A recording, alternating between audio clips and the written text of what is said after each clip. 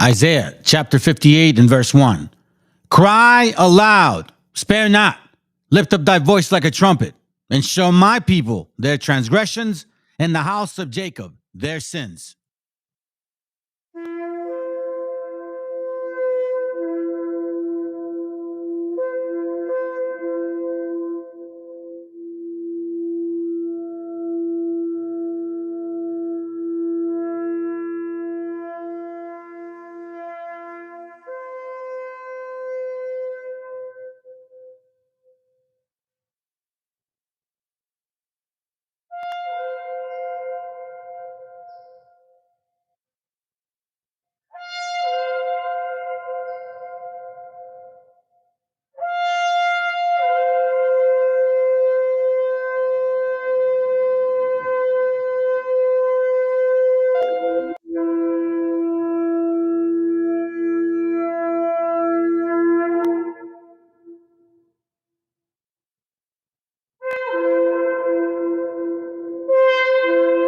Copyright disclaimer.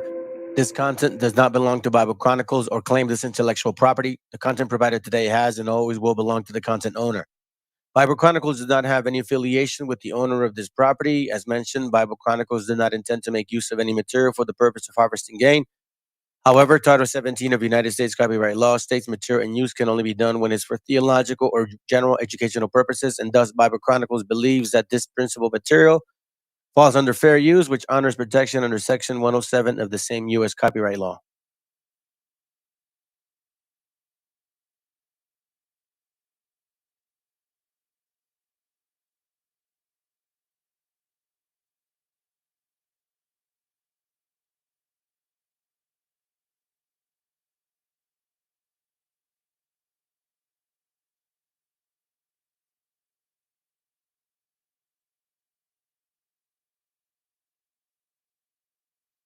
Viene a decirnos con mucha firmeza y gran convencimiento lo mismo que nos decía en el siglo XVIII el barón de Holbach, ¿no? Un filósofo francés de origen alemán.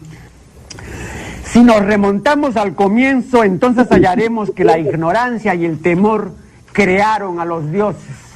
La fantasía, el entusiasmo o el engaño los adornaron o desfiguraron. La debilidad les rinde culto, la credulidad los conserva, la costumbre los respeta y la tiranía los apoya para que la ceguera de los hombres sirva a sus propios intereses.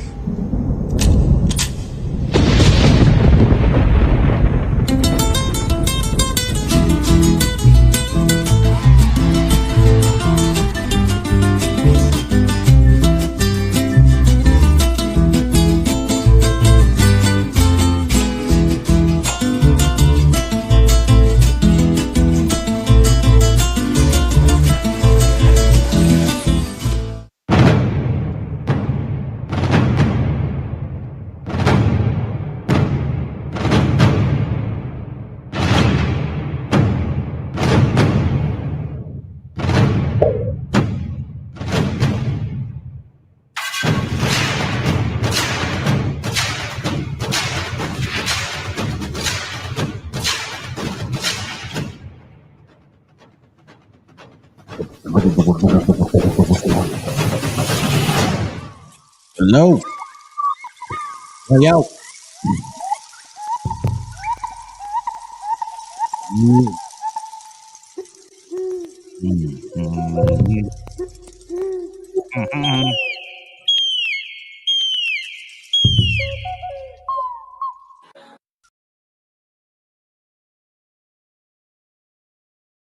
All right, fam. All right. So, here's the deal. What up, brother? Good to have you here, man. What up, Chris? All right. So yesterday I did a class, and it was long, right? Like 4 hours. But apparently, YT blocked my shit completely because of one particular thing, which I've used this song so many times, and apparently now they got all but hurt. I don't think it's because of the song. I think it's because of the damn information that I brought out. So what I'm going to do this time is I'm just going to get to the points. I'm going to try to exclude any other videos that didn't really pertain to what I was saying, right? Just in case it could also be that.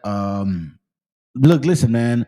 Whether you guys can stick around, watch it or not, it's up to you. I don't give a shit at this point, bro. I'm pushing out information and I'm giving you guys the sources, important books that you can't really even find, bro. And it's got to be a reason for it. Always remember this, fam. If the Spaniards did not care so much about our history, why did they go out of their way to destroy it? You know what I'm saying? I always wonder. I always wonder that. So listen, I always said this. I always wonder. I don't want to keep saying it. Anyway, so look, man, I figured out add some stuff that I didn't add yesterday, because I believe that the more you do this to our gente, the worse it's going to be for you. Remember, keep this in mind. You guys are the invaders. We're not in Europe. You understand? Like Raza, us people, we didn't go to Europe and shit. We didn't invade your fucking cold-ass European country, which is horrible as fuck, ugly, with no good food, nothing, okay? Nada. Y'all don't got that flavor. So we're not in Europe. We're here in this America's right here. Do you understand what I'm saying? So as long as, we're on that page, I'm going to remind y'all how you are hurting the people of the chosen. And I don't mean it like as in some special privilege that we should be treating people like shit, like the Khazar Zoo. Nah. I've showed you guys material, and I'm going to show you guys in some of these books how God has a special eye for you, because he said it himself that his chosen people he will feed with corn. He would feed his people with corn, wine, and oil, and gold and silver. You can't find that anywhere else but here. So again, I'm going to show you the video, right? But I'm going to skip a lot of stuff. Videos that I put in there, I don't want them to block me again. It's just going to be the books that I brought out, okay? So they blocked this video yesterday. You can't see it anymore. I disputed it. They told me 30 days later, they're more likely not going to approve it, okay? So let's take advantage of it now, all right? Let's go, fam. Hope you enjoy this. Into the tree, the dead man called out for his love to flee. Strange things did happen here, no stranger would it be if we met at midnight in the hanging tree. Are you coming to the tree where I told you to run so we'd both be free? Are you coming to the tree? Remember those screams, man. Remember those screams, family. And you as an enemy foreigner, because that's what you are. Let's keep it real, man. Let's keep it buck 100, bro. We're not in Europe. You know what I'm saying? We're not in Europe, man. Like, you motherfuckers came over here. Regardless of what advantages you had or supposedly how uncivilized we were, you motherfuckers came over here.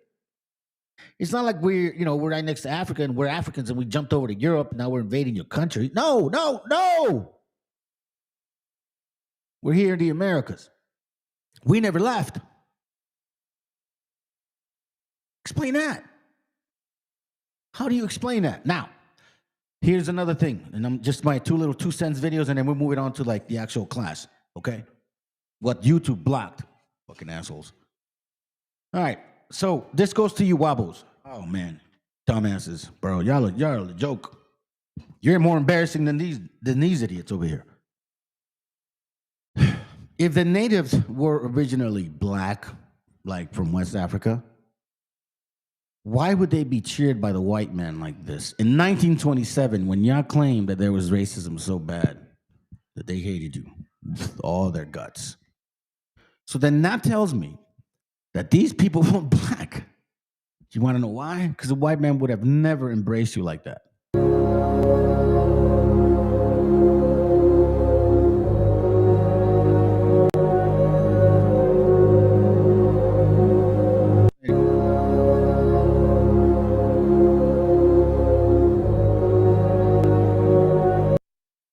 So we know who we are. We know who we are. And we're not going to stop feeding these people the corn, bro. Straight up. Bro. And yesterday's video, matter of fact, I'll start here because I think this is great. And then it's going to go into the video. And I bring up some great material. Anything that has to do outside of like videos, whatever, I'm going to cut off. Okay. Just letting you guys know. Because I don't want them to block my shit again. Because they did. All right. So just be mindful. We're going to start right here. I'm going to be around here, family, because I also have something else to add to this. I have a lot to add to the video as well. So stick around. Let's feed the people the corn they need. Check this out. I am going to show you something. I've shared this before. No, I haven't shared this page with y'all before. But I've shared many things regarding this information. I think y'all gonna love it. Especially some of you brothers that always ask me for this info. Excuse me. By the way, I'm a little sick, fam, and I think I mentioned it to y'all. The cells and pits were blue body paint for some plants that produce blue dye. Yeah, that also in India, in the Middle East, they paint their gods in blue. And here's the funny part.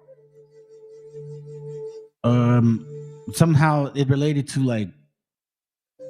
like seminal sacrifice. I don't know.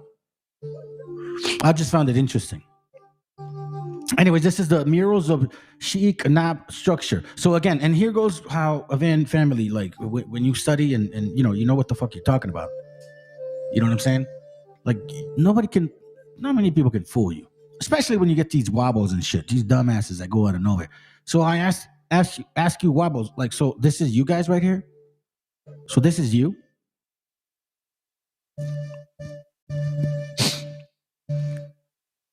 We see here, and I'm not necessarily going to read things to you, but this was found, and it's roughly dating, supposedly 2,300 years ago, supposedly. We don't know. But there is one thing about these pictures that I know that all of us can relate to. You know what I'm saying? Like a lot of us can relate to. Let me see if I can find this. Okay, hold on. Is this it? Right, check this out. Boom. Like, look at that. That's our people, bro. You know, those big hats. So it's not just and again, these don't look like black folks. Look at that light skin. Look at that light skin. What are you saying? Like, you don't look like them. Now, you don't even wear those hats. Listen, on top of the fact, and let's be realistic, family, on top of the fact that they always bring up phenotype, right?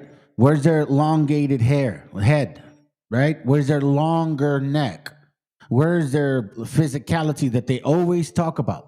Oh, we're the fastest, strongest. We're all this, we're all this strength type of shit. I don't see none of that here. You know what I mean? Like, I don't see none of that here. See, Chris says, what gets me is they act like our people or beliefs can't coexist with the Bible. And specifically native, so-called, of this land, like Native Americans, they want to call it. I have a brother that we talked about that subject today, as a matter of fact. He said he jumped on a TikTok and he was trying to explain these things to them. And he was saying, look, listen, I got sources. And they're like, fuck you. I don't give a fuck. Fuck you. And I'm like, bro, you know what? Déjalo, bro. Like, they must be that weak in spirit that you can't even say, okay, let me hear what you got to say. No, bro. Like, they don't even know the Bible. So it's like, if I want to debunk something, I learn about it first. Like, they try to say, oh, that's not true, and I don't know it. Like, if I say it's not true, I don't believe it, it's because I've investigated that shit. And my conclusion is BS. Who wears those hats? Either way, I'm showing you the history about our gente. We have a lot to share and to express in common. And I'm not pushing against who we are. You guys are just blind. You're talking shit about something you don't know. Just because you listen to some stupid BHI channel and shit, all of a sudden you're mad. Look, this is our history. And no one can take it from us. So just like you embraced stuff like this, okay? A lot of you guys do. Oh, look, you know what I'm saying? We've been here 30,000 years ago. And you want to use this material, correct? Okay. All right. Sounds good. These are people working hard. Look at these images. Do these look like morenos to you, bro? Straight up people from West Africa? Are you fucking kidding me? Oh, that's gonna hurt! Come on, bro. Stop it. There's no time for games here.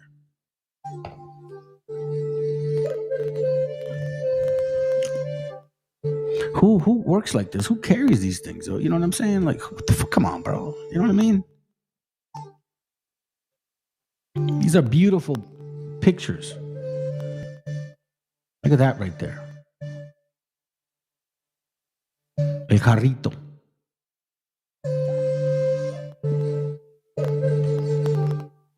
Look at that. Are you telling me that's a so-called West African or African American? Pause that for a moment.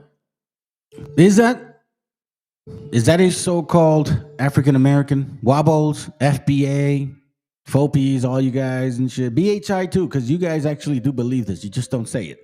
BHIs do believe, family, that the original people were black here in America. They just don't say it to you. And you want to know how I know? It's because the reason why you don't look like them is because you mix with the Spaniards. You see what I'm saying?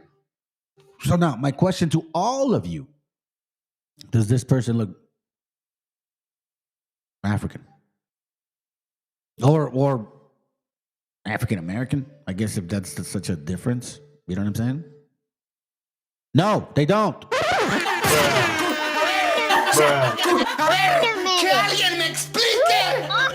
Stop it. Stop it, Wobbles.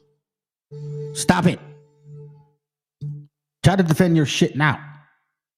It's crazy, bro. Well, they're gonna isolate this part, though. You know what I'm saying? They always do that. But nah, other than that, like, this stuff is fucking beautiful, man. Look at the hat. Again, the hat, right? Oh, look at the skin arc. Look at the skin arc. But you guys have no relation to this shit whatsoever. Whatsoever.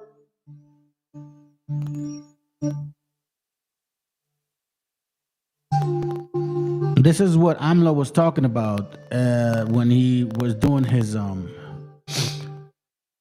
interview. And I don't know if all of you revealed this here right now, but dude, you were asking me about this, bro. And this is actually it. This is right. I mean, I would advise y'all to take pictures of this, because this right here debunks all the stinky funk, all the way from Ethiopia to West Africa, bro. Seriously, all that bullshit that they like to sing and talk about, all that la la la stuff, that blah blah blah, that confabulation. You know what I'm saying? You're trying to fit in history within the empty space. Somehow, some way, you lost your. Somehow, some way, it went somewhere. Don't get offended, man. Prove your cause. Defend your shit. I'll put the link up if you want to defend it. Are you going to use this image right here? Interesting, my friends. Is that a tattoo on her ankle? Wow. And look at that light skin. Come on, fam. Come on, man. Please. And that's where it's from, fam. You see that? Ahí les enseño la foto. Maya, by the way. Maya, which which actually covers what I'm going to be talking about. Because that's where you meet, where we mentioned Quiche. The Quiche tribe, or the Quiche, right? Maya Quiche, whatever. Okay, we keep going on and on. Look at this, man. Look at this. Come on, fam. Really? What is it? What are they doing? Cooking or pouring something. Sounds like it. Look at that sis right there. See? Look at the baby, family. Oh, hell no. Boom. Boom, boom. Man, for only 6 of y'all to be here watching this shit, man, hell with y'all that just left. I don't give a shit.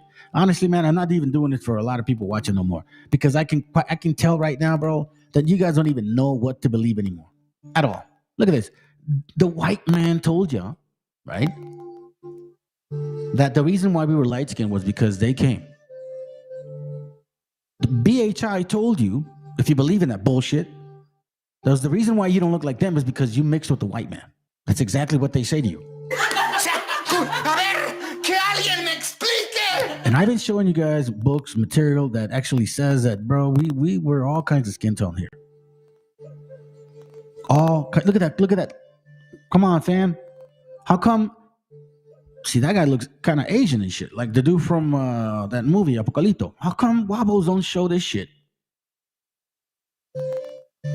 And this isn't about y'all. It's about facts. So now let me show you something real quick.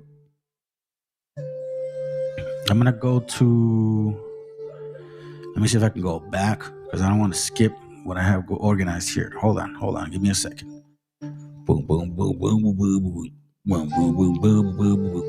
Hold on, I'm just kidding, fam. Hold on. Here we go. Whoa. All right. So the first thing we're going to look at is a book called, and write them down, fam. Please do yourself a favor and write this shit down. A ver qué dice, hermano. Yo miré que AMLO lo expuso. Yeah, man. Bro. It was like. Es más, tengo una video. Es más, ¿sabes qué? Me recordaste de algo, Jeremías. AMLO dijo en una video que nosotros tenemos una historia, pues, antigua. O sea, así lo dice, ¿verdad? He says, like, we have a long history here. And then he says, from a place far away. Okay? I have the video where he says that. Now, and quite frankly, I don't want to necessarily show you the video because I have to look for the statement in his book. He wrote a book called Gracias, AMLO Manuel López Obrador. And on page, man, I don't remember if I should have wrote it down. I was reading it. And my mom showed it to me. Well, she didn't show it to me, but I was reading what she was reading. It was like 20 pages between 145 to 175. And he says it in the book. All right, so let me share this. I had actually shared this at the end of the class before I finished. But again, I don't want to go forward all the way. So I'm going to show you guys what I was talking about, all right? Here we see, and I actually have the book as well. So I had done a video about something about AMLO, right? Just like what he had brought. Tiempo. Watch this real quick. In this section, hold on, not here. Here. Watch what he says, okay? Just pay attention to what he says. Para la producción agropecuaria, litorales. Tenemos un mundo de recursos.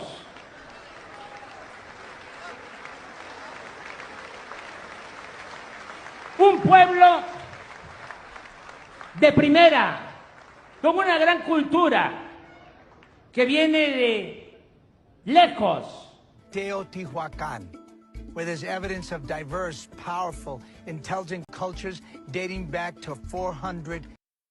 Oh, I don't want to continue to play that because then we'll get distracted from the point. All right. Now, the book it's called that he wrote is called Gracias, right? That's AMLO. Ahí está Shane Baum, right? Andrés Manuel López Obrador. On page, chapter 19, first page, I think it's 446, I think. Watch what he says on the bottom, okay? Para que vean. La herencia cultural. Comienzo por recordar que la grandeza en todos los órdenes en nuestro país tiene raíces culturales profundas y es lo que nutre el humanismo mexicano, lo que nos ha dado la identidad que poseemos como sociedad honesta, trabajadora y fraterna, meaning family oriented. Watch this. Esa idiosincrasia, esa manera de pensar y de ser viene de lejos. Now, some of you guys would probably say it's not a big deal. It's just a word. Okay, well, what does lejos mean? Lejos meaning, right? Lejos means far. And he said it twice. He said it when he's at it, speaking in front of people, and he wrote that in his book. And he said it himself. He said a culture that's que viene de lejos, that comes from a far place. For you idiots that think you grew out of mushrooms, you must be dumb. You saying that you have no connection to humanity whatsoever, bro? Nah, man. Wake up. Now you want to debunk what we're teaching or showing, then debunk what I'm sharing. Don't just get mad. Don't just cuss people out because that means nothing. Prove it. A matter of fact, I think he says it right here. This is from the book Gracias, and he says, recordemos que hace 500 años llegaron los españoles, right? Hold on. Llegaron los españoles y hace 700 se asentaron los mexicas en la actual capital de la república. Pero la ciudad de Calakmul en la región maya tiene pinturas murales y esculturas y artes de exquisita calidad y belleza desde el 2300 años. Según los arqueólogos, disculpen, las cabezas colosales de la cultura olmeca fueron esculpidas hace 3000 años y las pinturas rupestres de Baja California Sur son de hace 10,000 años. A ello debemos agregar que no solo se trata de vestigios materiales, sino de que este patrimonio debe concebirse acompañado de un gran desarrollo en la ciencia, es decir, en el conocimiento de las matemáticas, la ingenierías, la medicina, la astronomía y todo ello recubierto en lo músico, espiritual, ético, humanístico y político. So he's talking about like this particular pictures that I showed you guys right here, okay? And he also says that from what he found, it's not just, what we see, it's a lot of spiritual knowledge, mystical, so to speak, humanistic and political as well. So it means they had order. Now, again, I'm not going to read this whole thing, but it says here, he states, and this is the ex-president of the Mexico, he said that we come from a very far place, okay? El pueblo hebreo por Julián Rosa Delany. And it says this here on page 14. And I think it says it I think I need to show you page 835 as well. It says here, pero si estas filicianos son ingeniosos, no son menos las que corresponden a las lenguas quechua y aymara, que proceden del hebreo y del caldeo. So here we see that these people believe that the Quechua language and Aymara language proceeds from Hebrew or Chaldean, which is from that region in Asia, but not in North, like in the Middle East, because that's technically Asia. Okay. So it says here, los vocablos México, Perú, Cacique, Sinato, Canoa, Macana, Ana y Rasha o Racha vienen de los hebreos Masi, Pará, Acautín, Sinail, Canón, Macha, Ana y Aracha. Tupac viene de Topa or Tobi, familias Israel. So here's where we see, what they found.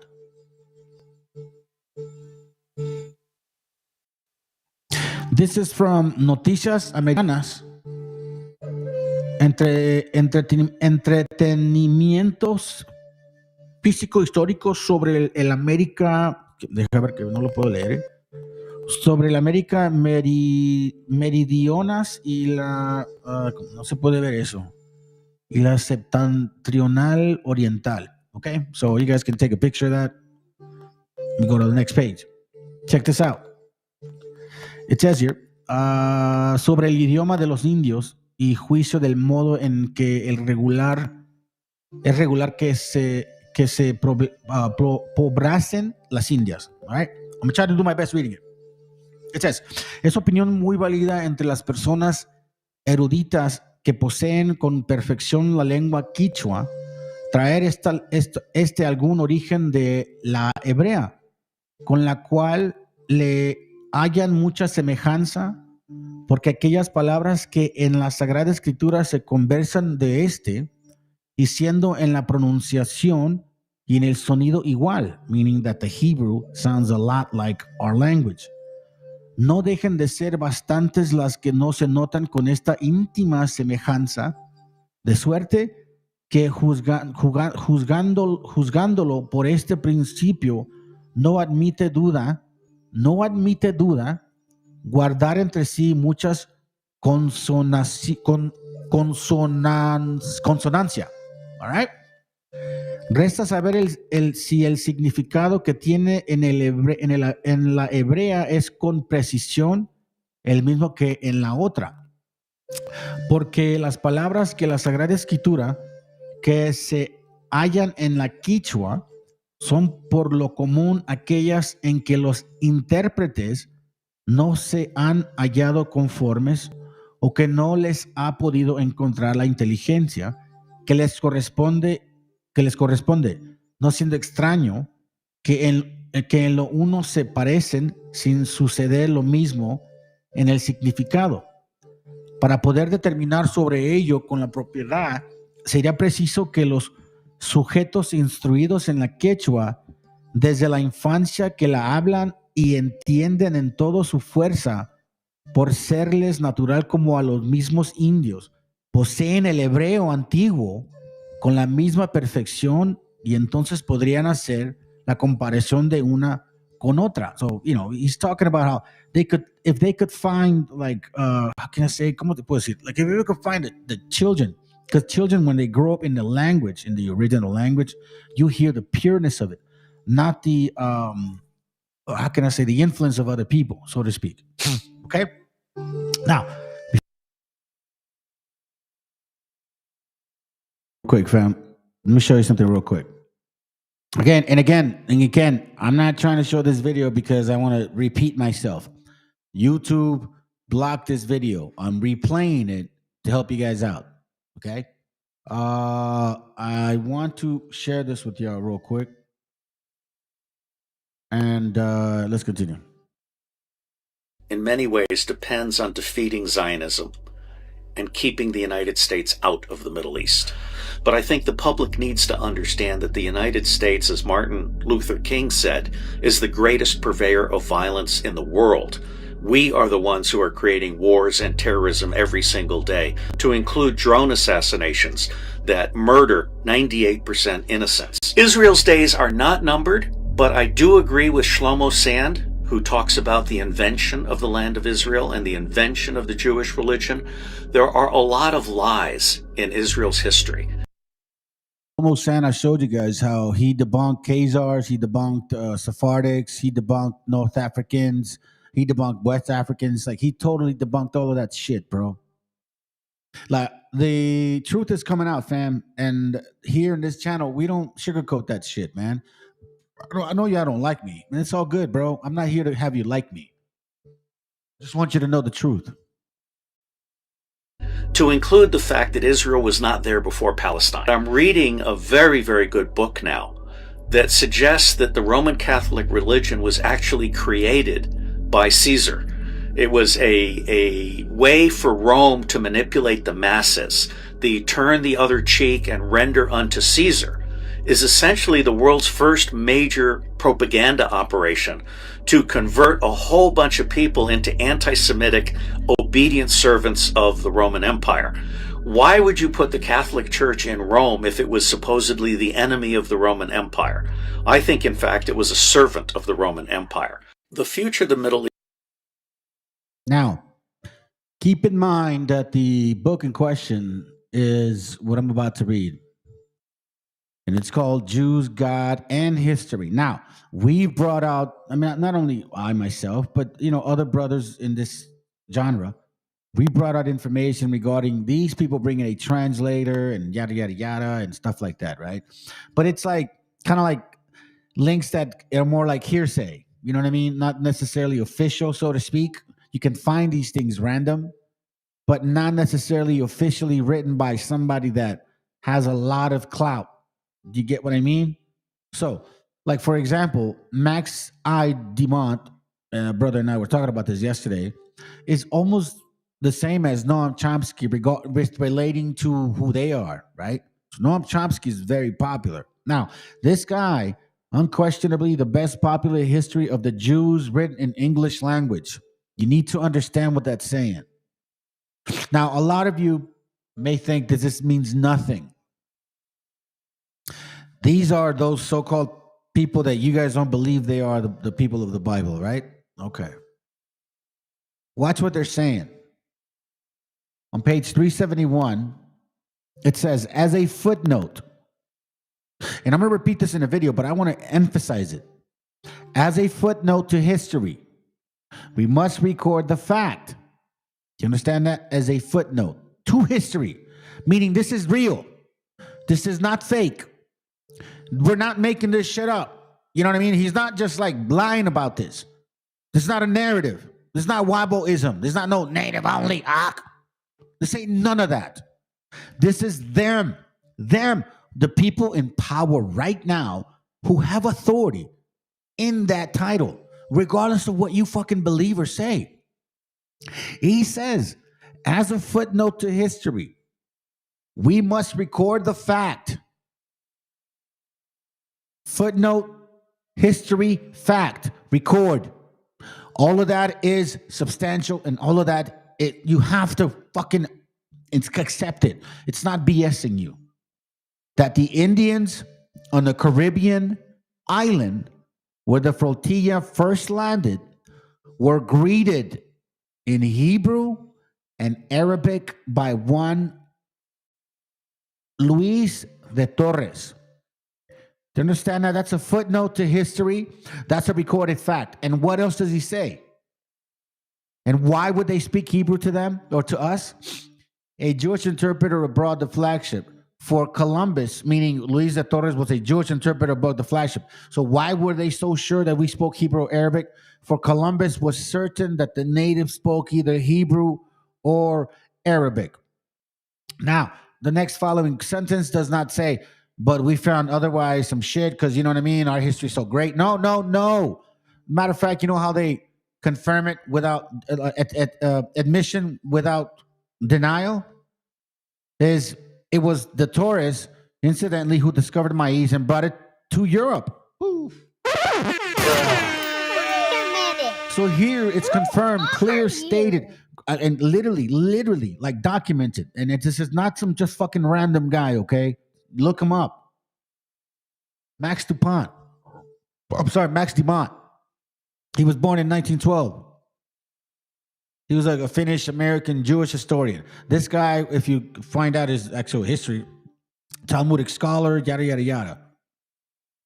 They don't write these things without them meaning it, family. Remember, they need to remind themselves.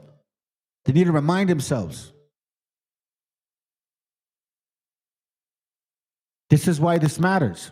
And I believe that the reason why he's very confident with saying this is because he don't give a shit. Because in society today, they don't care if he spoke Hebrew at one point. My brothers and sisters, they don't give a fuck. In their eyes, you're just a savage. In their eyes, that's not your history. See, in their eyes, God can't choose you. The creator of everything favors you. You savages? Fuck no. So that's why you have Native Americans who think that they're fucking mushrooms and been here for 60,000 years, right? But worshiping like all kinds of shit. The moon, the stars, you know, the birds and the bees and shit. I mean, I don't know what you guys believe in. You always argue against the fact, but we don't know what to believe, what you believe in. So again, as a footnote to history, we must record the fact that the Indians on the Caribbean island where the flotilla first landed were greeted in Hebrew and Arabic by Luis de Torres, a Jewish interpreter aboard the flagship. For Columbus was certain that the natives spoke either Hebrew or Arabic. Basically, he's saying that's a fact.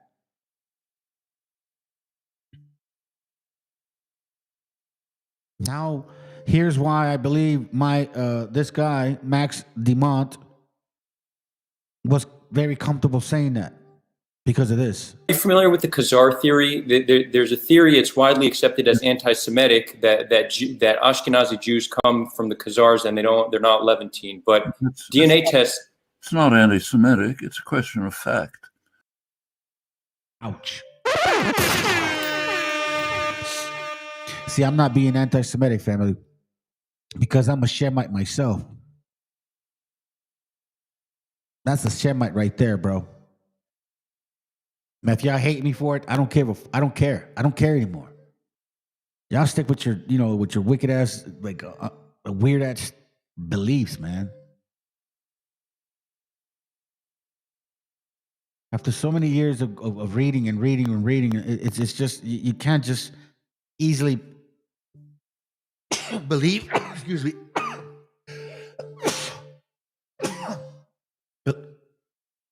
Believe people because of their emotions. You can't do that. But DNA tests. It's not anti-Semitic. It's a question of fact. So Shlomo Sand, for example, has argued that, I think probably exaggerated, but it's simply a question of fact. If my ancestors from the Ukraine have Khazar roots, changes nothing. I'm Jewish. My grandfather was Jewish. My family happens to have a story saying that we're descended from the Baal Shem Tov. Okay, that's part of the culture. Doesn't matter what the DNA shows. We live, this is a point that Ahad Ha'am made over a century ago in his lectures on the two Moseses. He says, yes, there's a Moses of history. Listen to what he says. The two Moseses, okay? The Moses of history, meaning the Bible, and the Moses that they invented. Who may have existed, may not have existed. There's a Moses of culture, and that exists as a cultural phenomenon. And it's the cultural phenomenon within our cultural tradition, whoever Moses might have been, and if he even existed. Yes, that's true. We live in a world of cultural traditions. So basically he's saying, even if Moses was real or not, we don't know. But we are those people now. That Moses story attaches to us, not you guys. Especially not people that look like you right there. Hell no. Y'all beaners, wetbacks, and spicks, you cannot ever be. Not even close to the people of God. No way did he choose you. No way. Hell no. Like, you see yourselves? Look at you guys. Isn't that what they say, fam? Isn't that what Wabo say? Isn't that what Fopi types say? Black only say? Isn't that what fucking white nationalists say? You know what I'm saying? Isn't that what Christians really say? And they don't really say it. Makes no difference what the DNA says. So, okay, if the DNA says we're not descended from the Baal Shem Tov, hence back to King David, but we're descended from somebody in the Caucasus, makes absolutely no difference to our identity. We should stop this silly game altogether. It's maybe of some scholarly historical interest, but of no significance for the modern world. The modern world is the cultural entities that we're part of, okay? Social and cultural entities. And so we should throw all that aside. They can play with it in biology labs in Israel where they're intent on showing something absurd. But we live in this world with its own cultural, social, political structures. And in this world, I'm Jewish, no matter what the DNA shows. See that? You see that right there? No. How else can you say it? What better way for you to say it is but to put it that way? So I guess that's a good way to put it, fam. I'm living this life not expecting for any of that to change. I mean, the things have to finish before they can get started. You get what I'm saying? Like, for example, when you want to plant a tree and you haven't planted a tree in a long time, right? You got to go in that that dirt.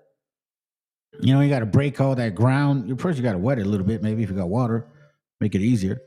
You got to, twist. You got to turn that dirt and then get rid of all those, them rocks and clay matter, all that shit that gets in the way of the roots getting rooted. So that means it's going to have to be a total reconstruction of some shit. Like he said, in this world, they are those people. There is an actual existing world in Israel-Palestine. I've already reviewed briefly what it is. Sharp discrimination against Palestinians within Israel, illegal settlements in occupied West Bank, destruction of Gaza. Those are the major phenomena we have to deal with. And there are ways to deal with them. And talking about what happened in the Bible is not going to help. Yeah. So technically he's saying, I don't even really believe that. That's what he's saying. Now, I'm not going to play this guy much, or I'm not really going to play this guy, but he's defending the argument, right? So he's saying Sephardics, all these people here, blah, blah, blah, Ashkenazis. That's why Shlomo Sands completely debunks their whole entire doctrine.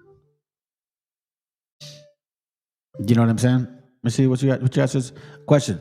So they say they are not Shem, but they don't say they are Esau. No, they say they are, they say they're Semitic. That's why they call us so-called anti-Semitic if we go against it. Right? That's it. But they don't say they're Esau. No, they claim not to be Esau. Esau from Shem. Yeah. That's a good point. That's a very good point. Esau is of Shem. But, and when you just look at who they are, if you go back through their history, even if you really believe, well, not that you don't, that it's not true, but if you were to believe that all of them are Khazars from that kingdom, I don't know about all that. I think the majority of them are. That the history is real about the Khazars, it is real. I mean, shit, man. You guys want to connect Ashkenazis with Sephardics. You use the story of the Sephardic Ibn Hammam, whatever the fuck his name is, in Spain, communicating with the guy from Khazars. So don't say that it's not true. Don't say that, oh no, that's not, there was no major conversion. Don't say that. Because there's letters between those people in Spain and the people in those regions.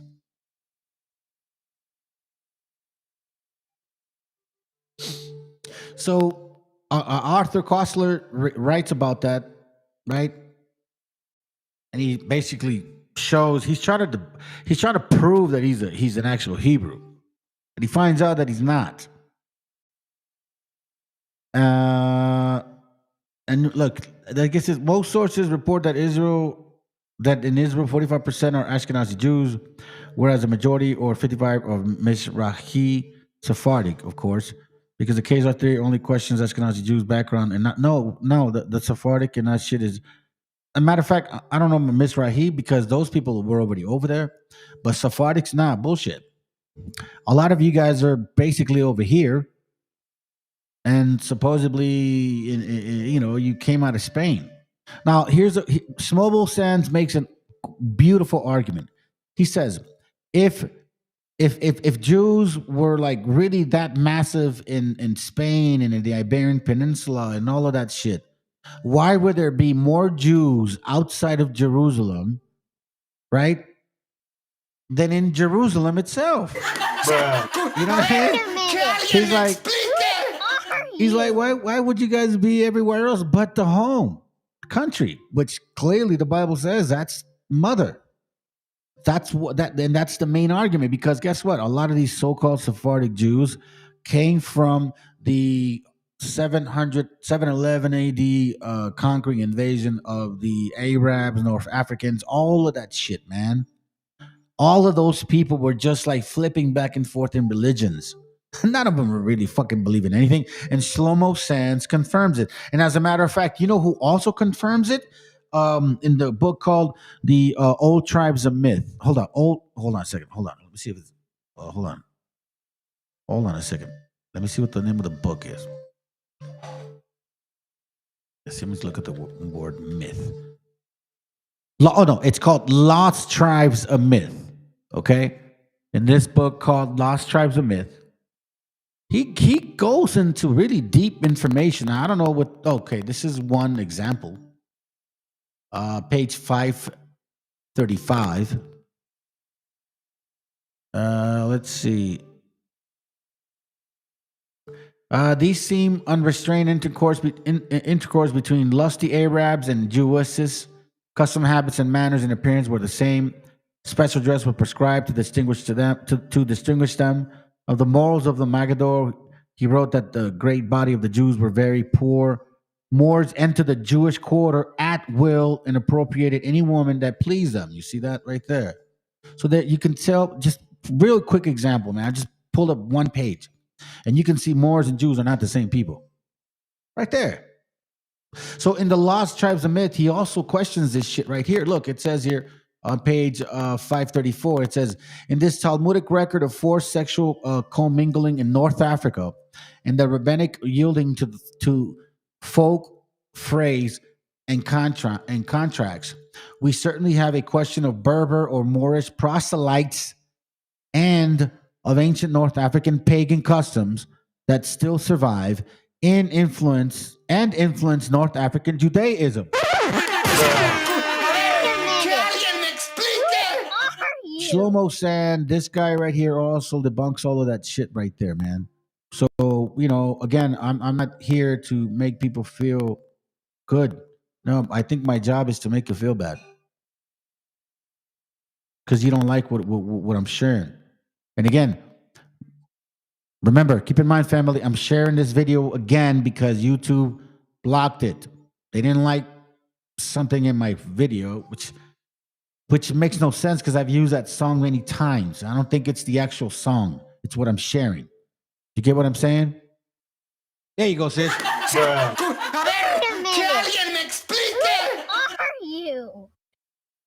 Come on, man. Hey, how you doing, sis? Good to have you. Hold on, I think I missed. Oh, what's up, you too, Lameshi? What up? I didn't even welcome you like that. You know, I always do that. Hold on a second. Hold on. For everybody that's listening. ¡Viva México, cabrones! All right, now let's continue. Again, I'm going to repeat this. I'm going to repeat that again. YouTube blocked this video. They didn't like something in my video. I'm just going to generalize it. So what I'm doing is making sure that we catch what is important, right? At least what matters. I'm not going to show any other videos that I might have played because I don't want them to cut me off because of that. Because I shared a lot of books in this video. A lot. Like 30 books. Let's go. Before I go further, hold on a second. My phone's going to die. Again, remember, I went over this book just now. So let me kind of fast forward it real quick. Matter of fact, I'll stop right. Yeah, and you know what? Let me just go because you're going to like the video that I played. Before I go further, let me show you this real quick here. Okay? Because it's me now. I'm you know what I mean? Like here's me. Oh, my bad, family. I don't want to. It's personal stuff. Here's me saying what I'm saying, bro. Because you know what I mean? Like I'm about to show you guys some shit right now.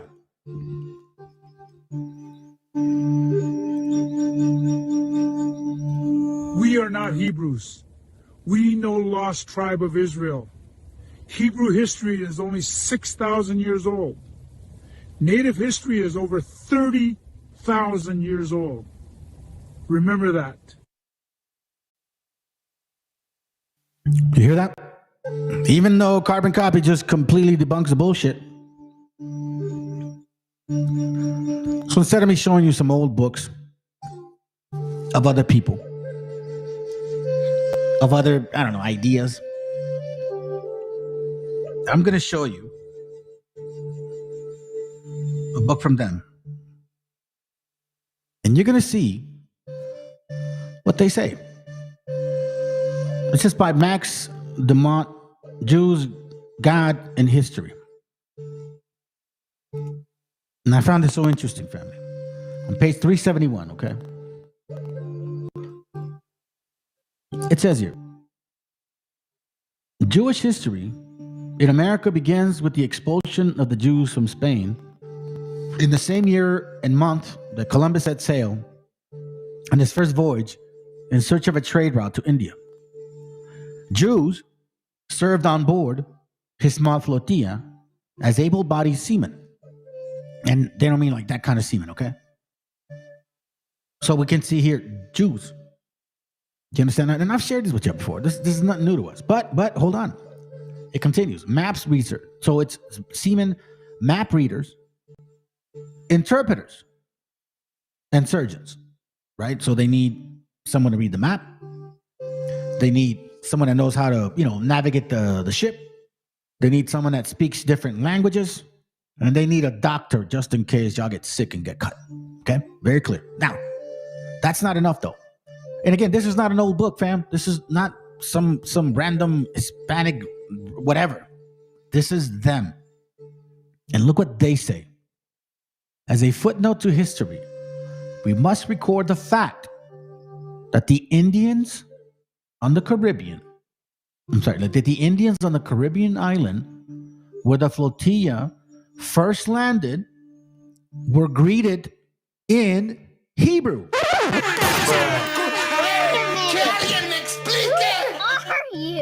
And Arabic by one Luis de Torres.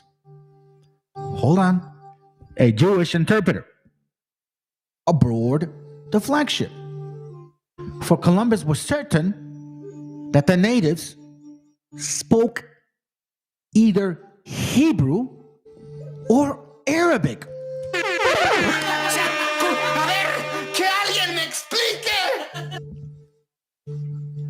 Now, this isn't a book from, some random somebody that tries to push a narrative, family. Okay? No. 1.5 million copies in print. Unquestionably the best popular history of the Jews written in the English language. Second edition. So this guy's wrote a lot about those people. And they admitted themselves. He said it's a fact. It's a fact. It's not a fiction. It's not something they made up. And I've told you guys who financed the slave trade. I've shared with you guys many books. Jews and Muslims of British Columbia. I mean, that's just one of several other fucking sources that I provided for you. Here they admitted themselves. It says Jews served on board. Hold on a second. As a footnote to history, we must record the fact, okay? We must record the fact that the Indians on the Caribbean islands where the flotilla first landed were greeted in Hebrew and in Arabic by Luis de Torres, a Jewish interpreter aboard the flagship, because Columbus, the reason he knew was because he was a fucking Jew himself. For Columbus was certain that the natives spoke either Hebrew or Arabic. Now, you guys, hold on a second.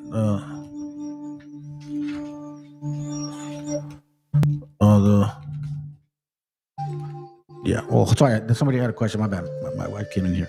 Hold on a second. ¿Qué pasó, ma? Babe, what's up? Okay, cool. All right.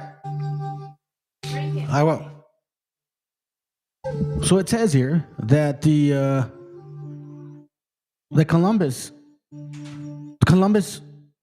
was certain that the natives spoke either Hebrew or Arabic. Why though? Why was he certain that the natives spoke Hebrew or Arabic? Because family, in case you guys don't know, and I know you guys like to hate, but see, that's why you need to learn what you're hating. 2nd Ezra 13 talks about a certain people of a certain area going to a certain location. 2nd Ezra 13:45 talks about Arsareth, that the 10 tribes of Israel went to a region called Arsareth. Here we see that Columbus knew that the people that were here, or gente, the natives, they definitely spoke Hebrew or Arabic, one of the two. because he understood that they left either in the Arabic or Hebrew time. They really didn't know, but they knew that we left that region. Okay? It was Torres, incidentally, who discovered maize and brought it to Europe. What a coincidence. Oh, shit. Hopefully we touch on that later. Because we also have wobbles that say that they taught us how to use maize. Please, bro. This is getting ridiculous. Who discovered maize and brought it to Europe were the potato.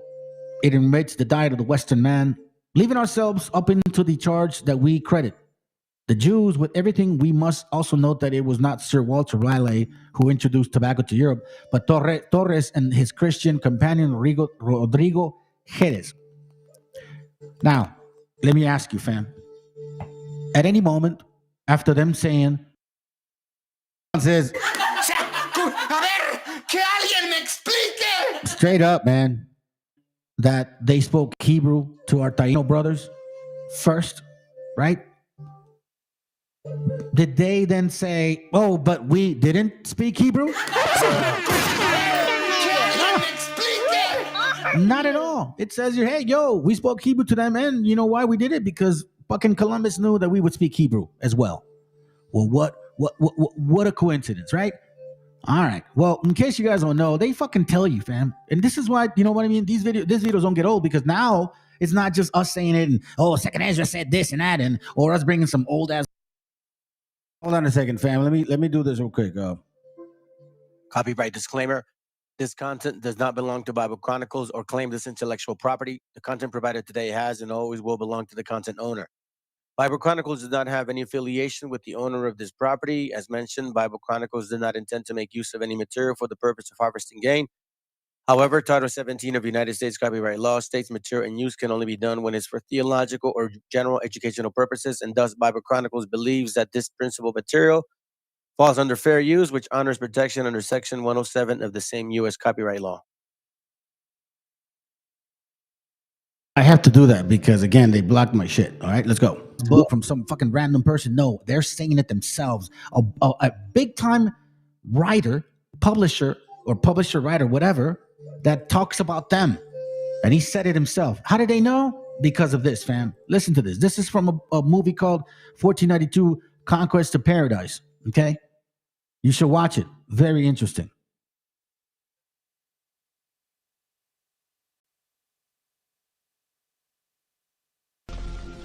Why do you wish to sail west?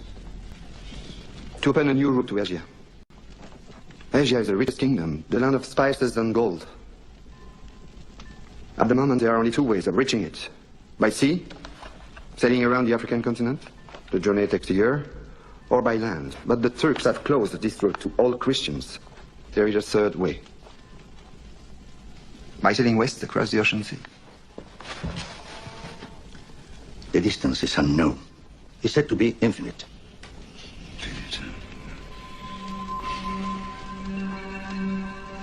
Superstition. I believe the Indies are no more than 750 leagues west of the Canary Islands. How can you be so certain? The calculations of Toscanelli, Marin de Tir, Esdras. Esdras, is that you? So what's worse? 2 minutes, and already you're a dead man. For telling the truth? Yes. We are burning people for less. The men you're about to confront have no emotion.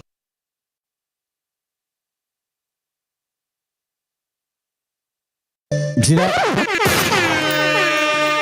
Making sense now, huh? Making sense now? Making sense now? I hope so. I hope so. Because in case you guys don't know, remember it says here that you know, he spoke Hebrew to us. How do we know that? Be like, how do you? But you just said it, brother. It ain't nothing. Okay. How do we know that? Okay, I'm gonna show you how we know that. I'm gonna go more into this book more often now, family, more, you know, as we move forward. And this is one that I have. It's an awesome book. The Nux's spoken language, the links between the Maya and the Semitic during pre-Columbian times by David Allen Deal. You cannot deny, or you can't deny this shit. You know what I'm saying? You can't deny this shit, dude. Sorry, you can't debunk this. You just can't. You know what I mean? And I'm also gonna show you, like, you know what I'm saying? I'm also gonna show you some stuff. Because unless you can debunk this, then maybe it makes sense. But nah, you can't. You can't touch this. It says here on page 14. Oh, I thought I had page 13 already. Hold on, let me see. Page 13. Well, I'll read you page 14. The other ones will come up. It says here, page 14. Okay. It says the Bible has it that the forefather of the people of Israel and Judah, one people, two lordships, was a man called Jacob, Yaakov, later surnamed Israel. His name is based on the Hebrew prime root Akab, meaning to supplant, as he was to supplant his elder brother Esau. Were you an Israelite of the time, you could refer to him as Baal Yaakov, Lord Jacob. If you were referring to his immediate family or his successors, you might say to him Baalim Yaakov, lords of Jacob. To carry this idea a bit further, had you followed the common Hebrew practice of dropping a first vowel of name, Yitzhak, Sak, Abram, Braham, Jacob, Akab, you would have vocalized Baalim Akab, which, as you can see, is the name of the Maya father, patriarch of the people of fame. Okay? Now, I'm going to show you this. So here, I wish I had the other picture. I'll look for it. The Papa Vu states that Baalam Kitse, upon his having a presentiment of his death, left a symbol of his being. It was a monk called Pisong Akal, I guess. Well, Pisong Gagal, I guess that's a Hebrew name. But hold on, let me see if I can find it real quick, because I don't want to miss that. I don't want to miss that. Give me a second. Let me see if I can get that page for y'all, fam. Because I did write it down. Okay, here it goes right here. 76. All right, so here it goes right here. So Balaam Akab, right? Balaam Akab, Maya forefather, mentioned in all the Mayan titulos involved in the ancient events on the other side of the sea in Tulan. I want you to keep that in mind. Quechuan Civilization, page 273, 287. It says in Hebrew, Ba'alim Akab. Yeah, sis, this is it. YouTube blocked it.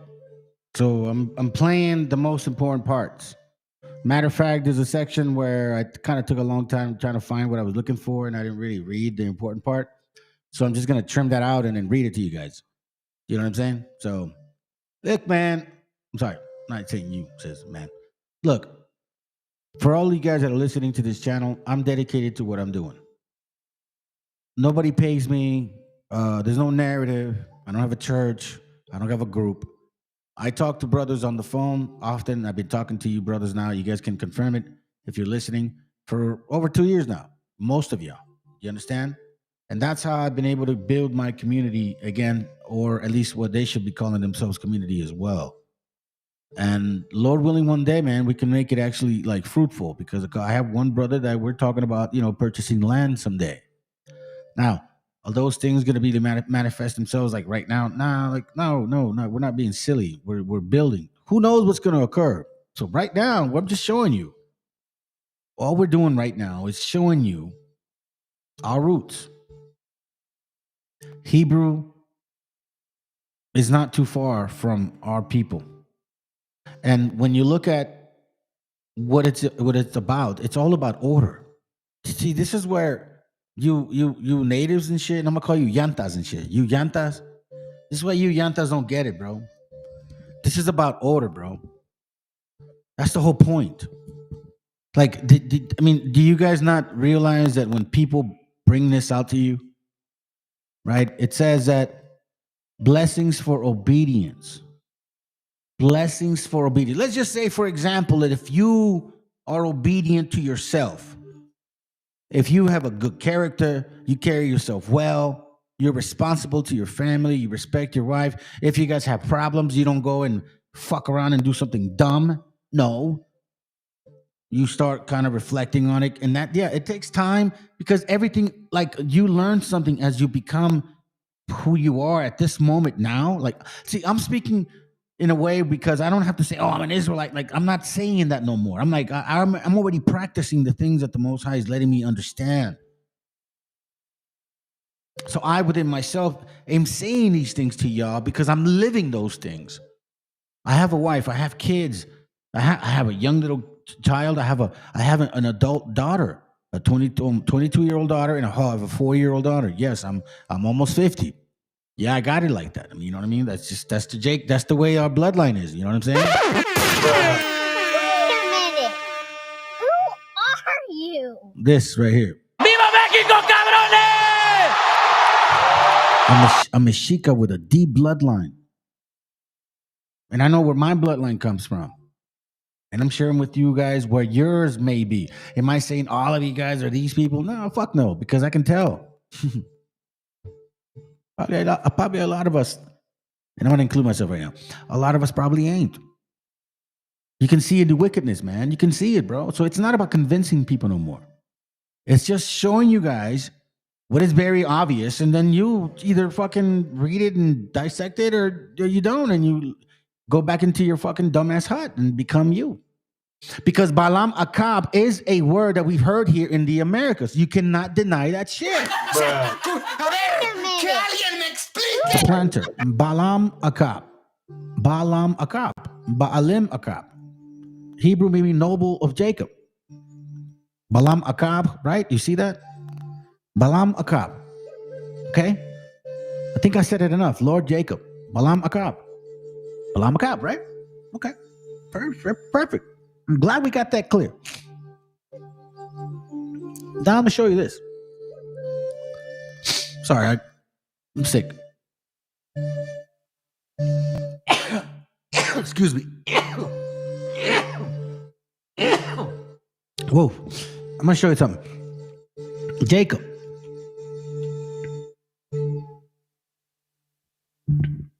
And it says, we'll just go here. Tools. And then we'll click on Jacob. Remember how many times I read that to you, okay? Listen to this. Strong's H 3290. Yaakov. Yaakov,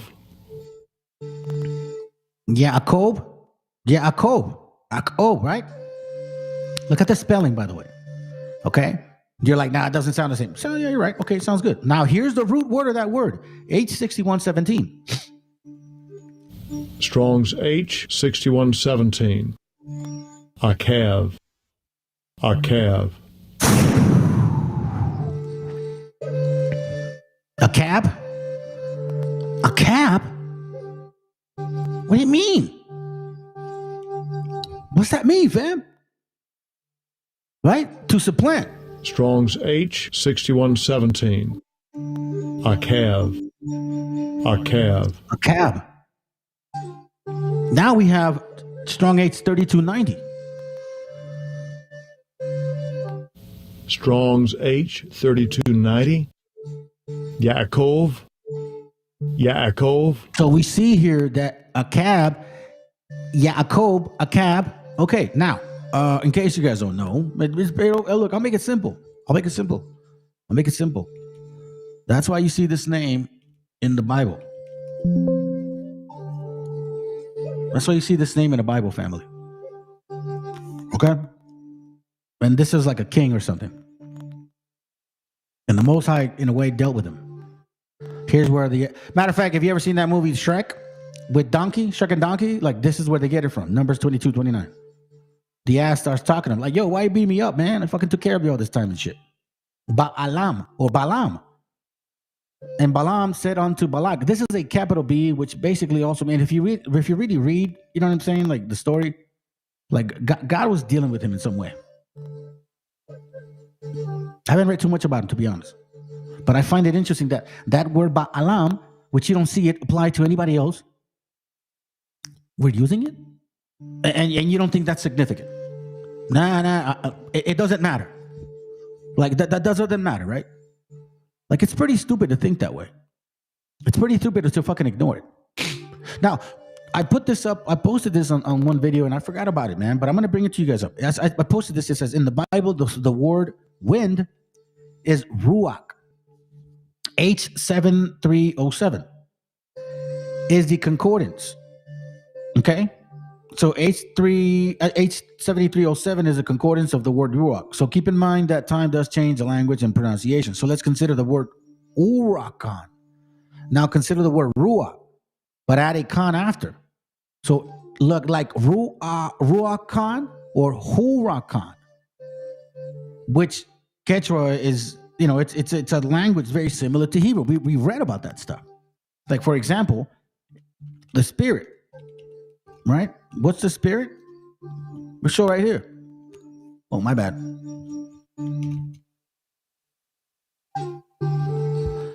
The word spirit, we'll go to Genesis, very simple, 6 and 3. My spirit, right? To the point. And it's what? Strong's H7307. Ruach. Ruach or ruach, right? It's basically ruach. Now it says here that it means wind, breath, mind, spirit, breath, wind. Oh, heaven, right? Wind, right? Okay, now let me show you something. Huracan. What is huracan? Hurricane means what? It's also the name in Quiche Maya, God associated with wind, storm, and fire. That's exactly what ruach on. And again, these people are listening to us talk. That doesn't mean that they know exactly how to write it down. You can't believe that. You gotta be stupid. I don't remember where this book is from. I'll find it maybe later on.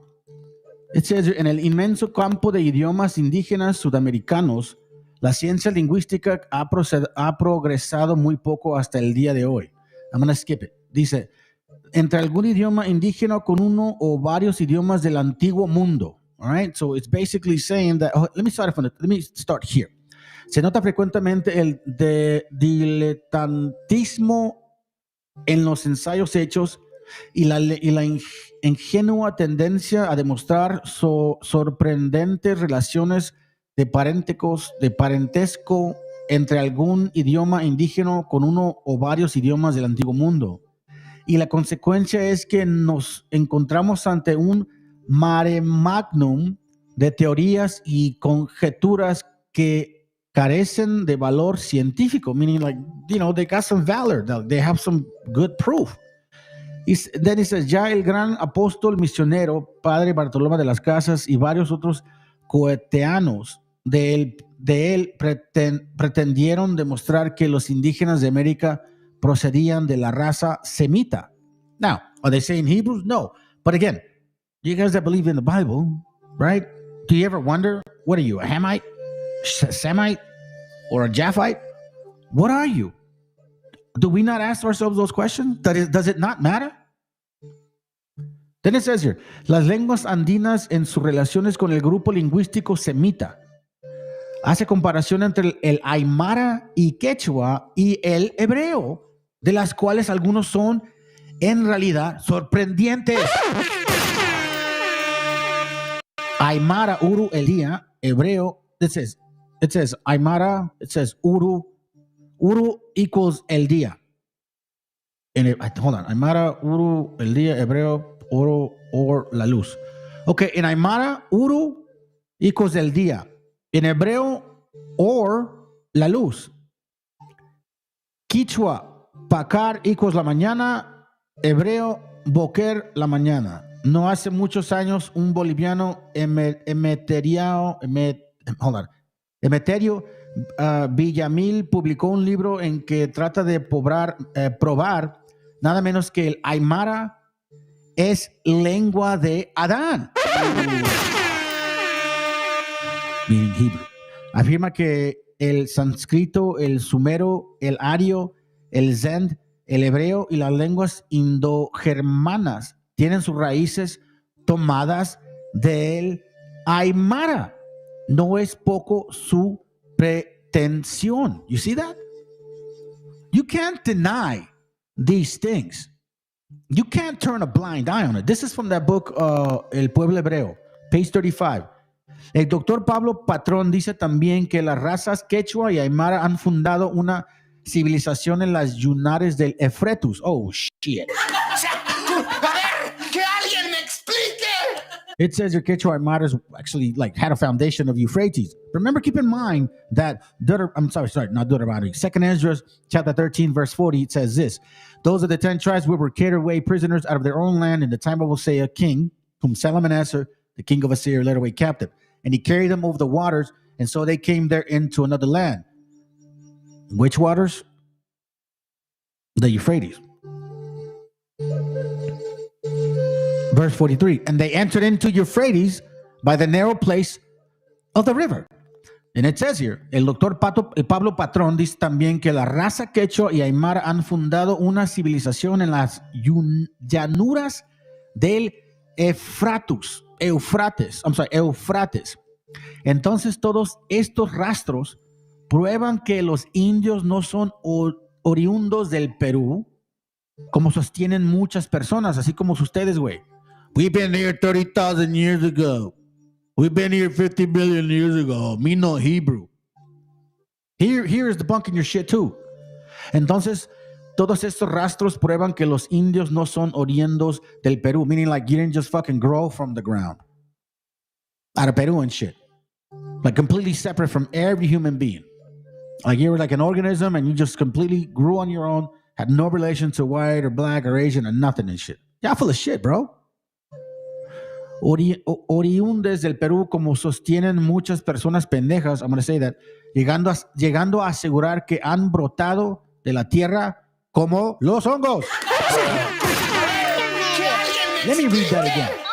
Entonces, todos estos rastros prueban que los indios no son oriundos del Perú, como sostienen muchas personas, llegando a asegurar que han brotado de la tierra como los hongos, pendejos.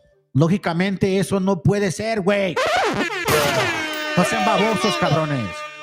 We've been here 30,000 years ago. We have no connection with nobody over there. Why? You running from your Mongolian fucking, what do you call it, insecurity and shit? Are you that insecure that you get called that and that's why you like run from history? Maybe that's what you are. Maybe you guys that are running from it, maybe you guys are Mongolians and you don't want to fucking hear it. Because we ain't calling ourselves Mongolians, fuckfaces. We're going into history and we're walking over the Mongolian theory and we're showing y'all that we ain't even close to that fucking theory. But no, you guys are scared of that. So I sometimes wonder, why are you so scared of a name that don't belong to you? A ver, que alguien me explique. Who are you?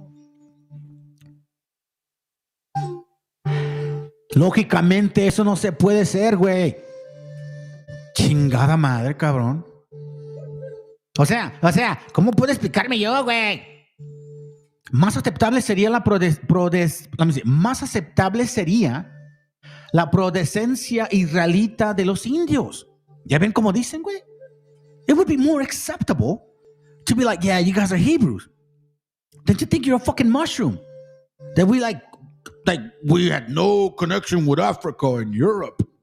We've always been in this continent. And the reason why these dumbass natives want to fucking rely on that shit is because they're like, if we say that we weren't like, this isn't really our land, that we just migrated here, that gives the white man the right to take our land. Hey, fuck faces, he already took your land. You're not fucking dumb. You guys are fucking dumb. Like, we're going to give in to the theory. Bro, he took your shit already. Are you not seeing it? He is diapering. He's leaving his diapers in your land, bro. Más aceptable sería la prudencia israelita de los indios, como dice el doctor Rocha. Watch this. El fundamento escrito aparece en un pasaje de Esdras, uno de los escribas más notables del pueblo judío. Capítulo 3, el libro 4, which is what I was reading. Sus profecías tuvo Esdras 250 años antes de Jesucristo. Una visión de un hombre que salía del mar y congregó numerosas gentes. Let me see. Hold on a second. The over 30,000 year theoretical natives, over 30,000 year old theoretical natives insults one like us for bringing out information like this. Yeah, I know, bro. Like even this guy says, bro, it's like he's, I don't even know how to translate it. I think it sounds fucking great in Spanish and says, entonces, todos estos rastros prueban que los indios no son oriundos del Perú como sostienen muchas personas, llegando a asegurar que han brotado de la tierra como los pinches hongos, güey. Lógicamente eso no se puede ser, cabrón. Más aceptable sería la procedencia israelita de los indios. You see what I'm saying? Being an Israelite is more logical than your fucking logic, dumbass. A ver, que alguien me explique. Who are you? I hope it offends you. I mean, sometimes, fam, I just, maybe I need more patience. You know what I'm saying? Maybe that'll help me a little bit. You know what I mean? But it's like, bro, come on, man. Remember the word ruach? Look, this is from a book called The View of the Hebrews. I forgot to show it to you. In English, it's rushing wind. In Indian, is rowa. Rowakan. In Hebrew, ruach. That's what I was using the word ruach with urakan. And we use the word ruach. We see. I'm going to show you some books that show that. I think in this one too. Oh no, this is the Origen de los Indios. Oh, let me not forget that I have that. I'm gonna continue because I think I. Oh no, that's right. I was gonna wait. Hold on. I'm gonna stick to it. I was gonna show you this one next. This is hold on. Let me go to the page.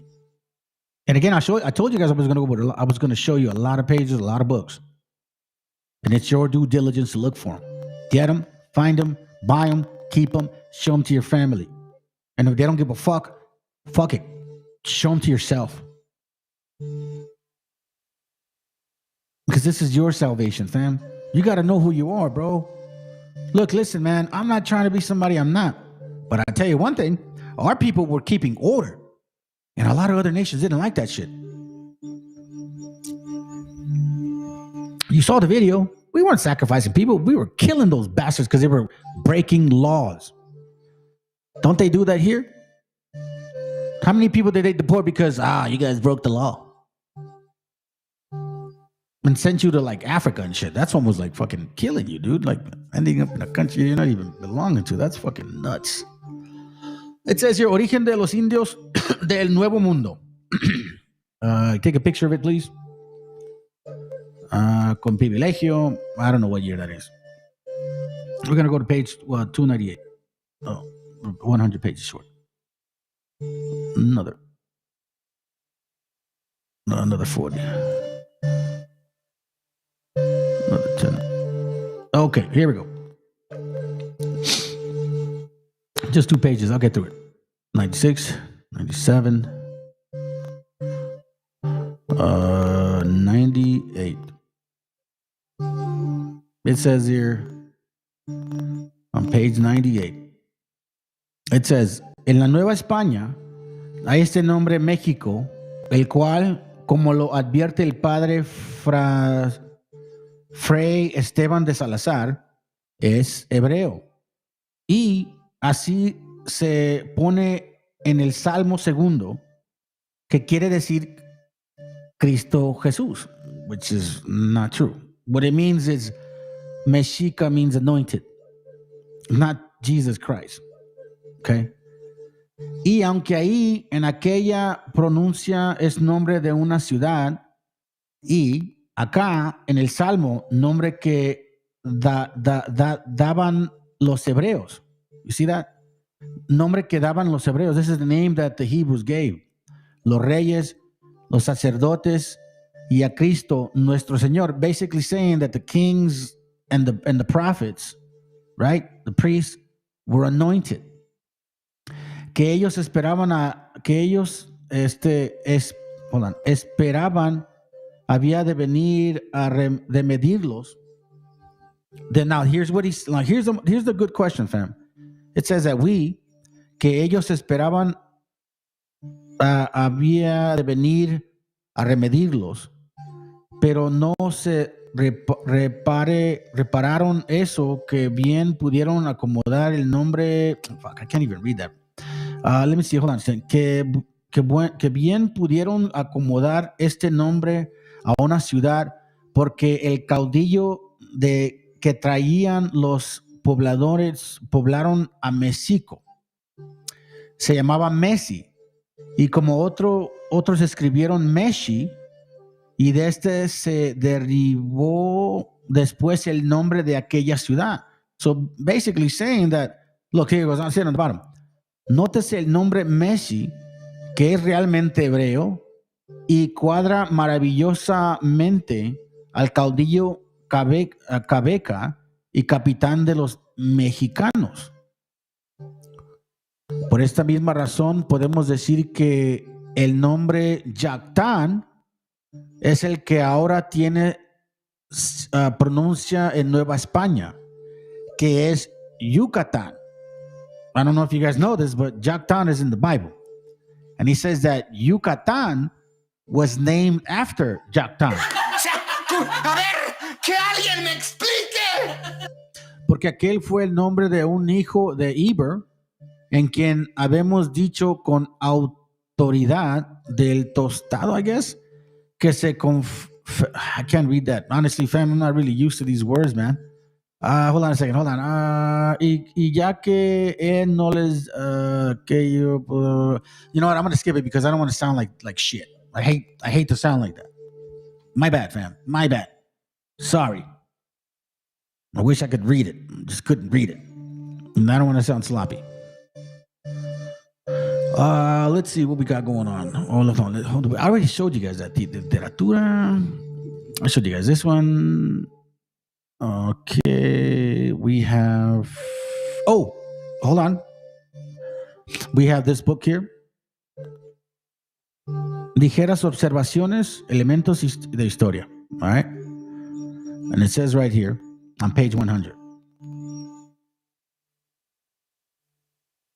Alguien se ha avanzado a afirmar, según refiere Sobrón, las lenguas americanas, que el idioma de los aborígenes de Cuba era hebreo, correspondió y Fray Juan José Bautista, whatever book he wrote, llamado el título mexicano, creía firmemente que el hebreo y el náhuatl son lenguas hermanas.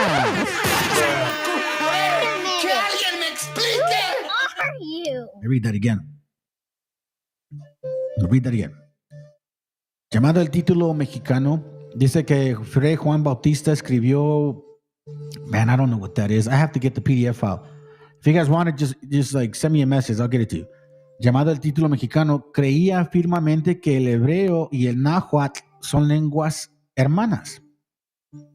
No participó de tan exagerada doctrina, pero sí me llama la atención que el idioma de los aztecas, como lo enseña don Francisco Fernández y González, las lenguas habladas por los indígenas del norte y de Centroamérica, presentan notables analogías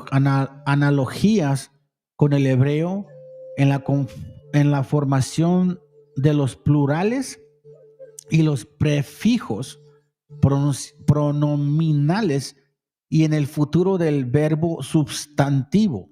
Más aún, no falta quienes aseguran que el pueblo cario, pristino, poblador del actual territorio de Centroamérica, es probablemente el pueblo civilizado más antiguo del mundo, el cual tuvo al Egipto por colonia y fue quizás la cuna de la humanidad. Holy shit! Que alguien me explique. I think Vega, you may like this, man. In case you're watching. Now I'm gonna show you this real quick. We're not done yet. Show you this real quick, man. This is here Ayaman language. You know, that's from our people. Hiraharan, right? Ayaman language. Ayaman, right? It's here for us, you know what I'm saying? It's our language, you know. We know that, right? Check this out. Description is a map from Saudi Arabia. What word do you see there? A ver, que alguien me explique.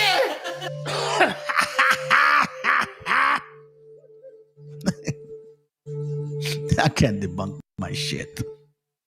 Matter of fact, bro, here I'm in the mood I'm in the mood to chop it up with some of y'all. Let me see. Hold on. You guys wanna join? Someone wants to debunk this shit? Well, I don't know. You US brothers want to jump in and maybe add to what I'm teaching? By all means, hit the link. If you want to try to debunk this, by all means, hit the link. Ayaman. Oh, hold on a second. And then what's that other word? Shilam. Shilam Balam. Remember that shit? A ver, que alguien me explique. Ayaman language. And there's a city called Ayaman in Saudi Arabia. It's an old map, by the way. It's an old map, fam. You know, it's an old map. But see, what I'm saying to you is we migrated from somewhere. And whether you like it or not, y'all got to debunk this shit. And the reality is that you can't. See, I love my people. I love my history. I love where I come from. I am not afraid to be wrong. And that's why I find what I find. And a lot of you guys are. And you can't back shit up. At all. You can sit here and tell me that, oh, you not whatever. This is from another book I got. Okay? Let me remind you. And let's read this real quick. On page 9, and I wrote this because I do have the book, First White Person to Land in America, Rodrigo de Triana, sailor. So he was the first white person to land in America, in the Americas, okay, in our continent. So that means that everybody else was fucking swarty, black, and dirty. Smallpox carrying bastards.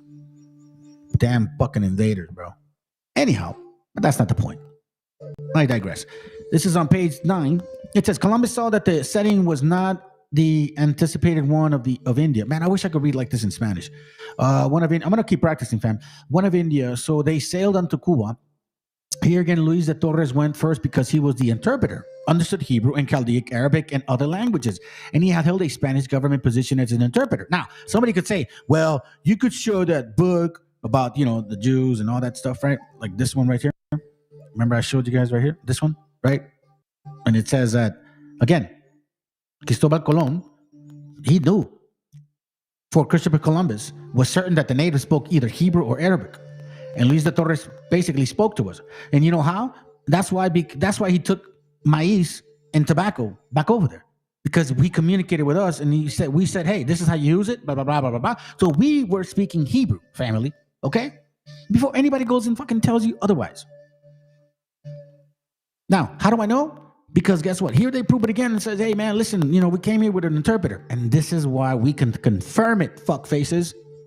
Luis de Torres went with another member of the crew to deliver a letter of greetings from the king and queen of Spain to the great Khan of Tartary.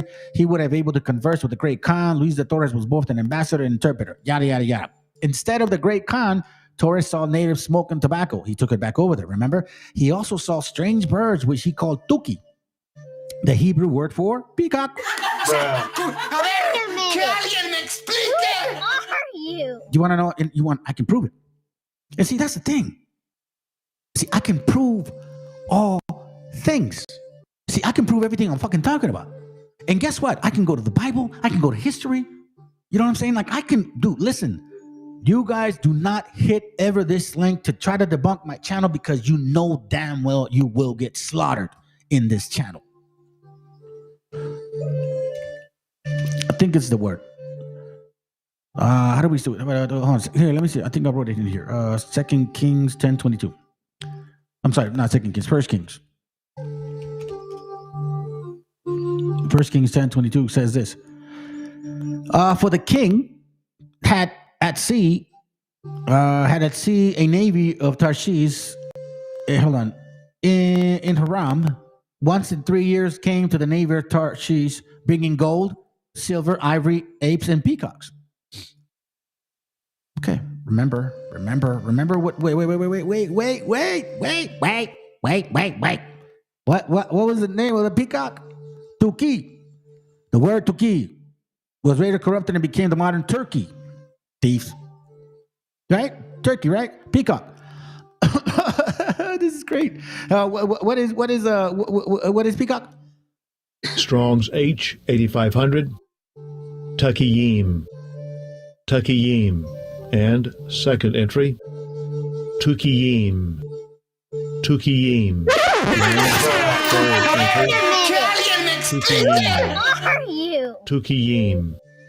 Tuki. And then they add their Yiddish shit. Tukiyim. But you know what I mean? He's speaking Hebrew, and that's how we can confirm it, that he knew what we spoke, and that's why they brought interpreters that spoke Hebrew and Arabic, because they knew who he was. And, you know what I'm saying? And this is why these wobbles want to steal your shit. They don't want to steal your heritage because of your fucking feathers, because of your fucking tortillas and shit. They're not even going to make that. They don't want to steal your history because they want to fucking enjoy the diet, the traditions, all the stuff that we have in it. No. They don't fucking care. They want to fit the Bible. That's a fact. They want to fit the Bible. Por eso les arde, güey. Now, I'm kind of hard pressed on this, so I'll say it right now. You know, because I mean, I have to show you. Let me see. Here it goes right here. Now, remember, keep in mind that I'm not the best reader in Spanish, but here is a link of the Popol Vuh.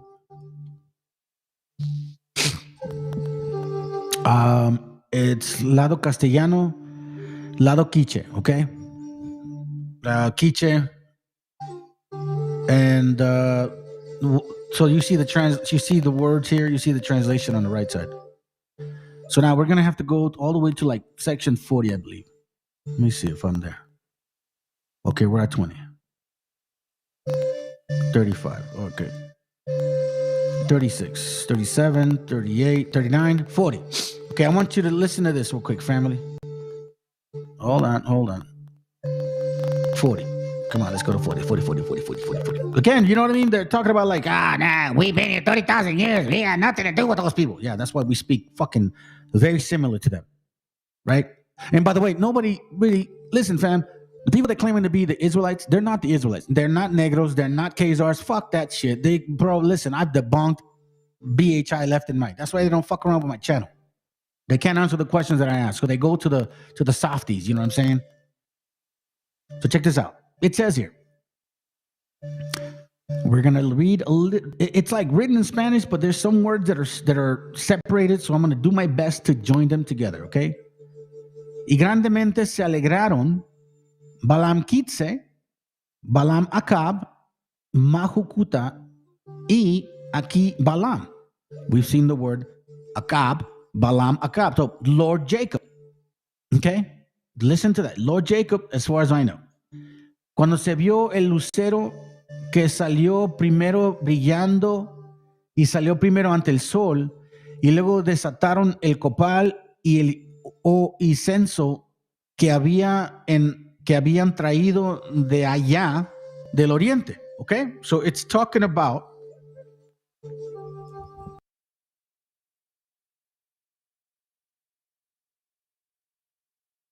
all right, check this out, fam.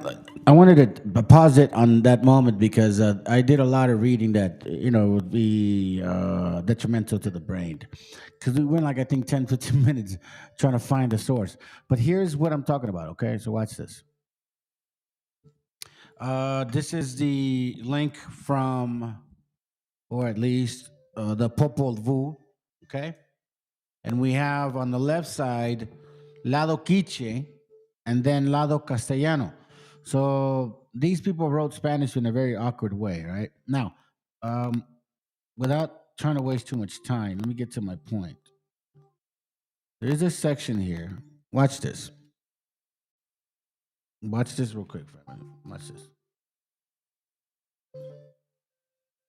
Oriente. Okay, we're gonna go all the way to the back. I think like around 18, maybe, if I'm not mistaken. Yeah. Here it goes right here. Okay. Now, keep in mind that we're talking about Balaam, Akab, Yakab. I brought it out many times. Okay. So we'll start here. Los primeros nombres que vinieron de la otra parte del mar, del oriente, antiguamente vinieron aquí y murieron ya siendo muy viejos y son llamados los respetados y acatados. Luego trataron de ir allá al oriente, tratando de dar cumplimiento a los que sus padres les mandaron, que no los habían olvidado. See, so I guess I had to try to migrate back over there to say thank you. Y ya había mucho que habían muerto sus padres. It's been a long time. Cuando casaron y tomaron suegros y tomaron mujeres, 3, y dijeron que se fueron, vamos al oriente de donde vinieron nuestros padres. Listen to this. Vamos al oriente de donde vinieron nuestros padres y tomaron sus caminos los 3 hijos. So if you read this part, he's basically talking about that we came from another place. Watch this. De los, I don't know how to say that. De los Ahuaquiche, ya sí se llamaban los que fueron allá de la otra parte del mar. Let me go back. Okay. Now it says here. Luego trataron de ir allá al oriente tratando de dar cumplimiento a los que sus padres les mandaron, que no los habían olvidado. Y ya había mucho que habían muerto sus padres cuando casaron y tomaron suegros. Y cuando se casaron y tomaron suegros y tomaron mujeres, 3, y dijeron que se fueron, vamos al oriente de donde vinieron nuestros padres, y tomaron su camino los 3 hijos. Jacaib se llamaba el uno, y el hijo de Balaam Quiche, de todos los que Cahuiquib, Coacuetec, y los otros hijos de Balaam Acab, de los de Nihai Ba, Coahua, se llamaba el otro hijo de Majucuta, de los Ahuaquiche. Ya sí se llamaban los que fueron allá de la otra parte del mar. 3 fueron los que fueron y sabían lo que hacían y no eran hombres de balde. So here we are understanding that he's talking about that our people in Quechua history is saying that they tried to go back to the place they came from the other side of the sea. From the other side of the sea? This is Quechua right here. You guys can listen, there's it's a very long, no, it's not that long, honestly. Just got to take your time. Okay? Goes all the way down to 50, I don't know what. But it starts off right here. Lado Quiche, Popol Vuh, Lado Castellano. I would say start reading maybe at around 35, to kind of get an idea. Take your time. Some of these words you have to connect. Do you understand that? Because this is Castellano. Castellano people were fucking dumb. They were choppy in their 13 comunicación. Sorry, called you asses out. We made your language better. Anyways, let me skip this whole section because that's technically what we went through. And now we start right, I think, here. All right, let's go.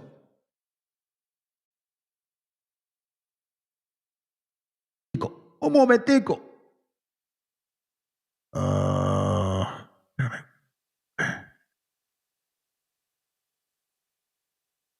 Oh, that's right. There it goes right here. Ah, fuck. Now I found it. Okay, here it goes.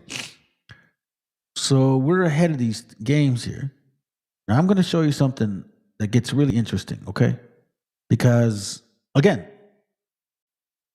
we got to tackle it. We're going to tackle it. Let's go.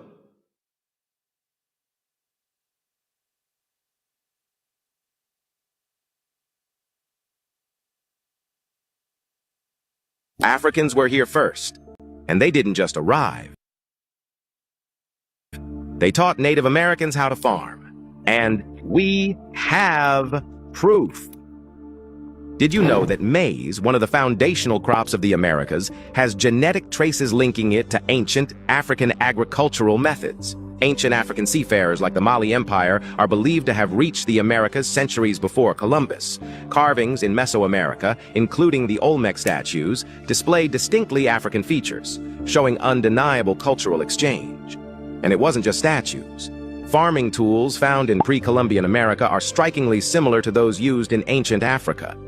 For example, African hoe designs closely match those found in Native American farming sites. There's even evidence in ancient texts and oral traditions that African travelers brought advanced agricultural techniques with them. Why isn't this history widely taught in schools? Was it erased on purpose?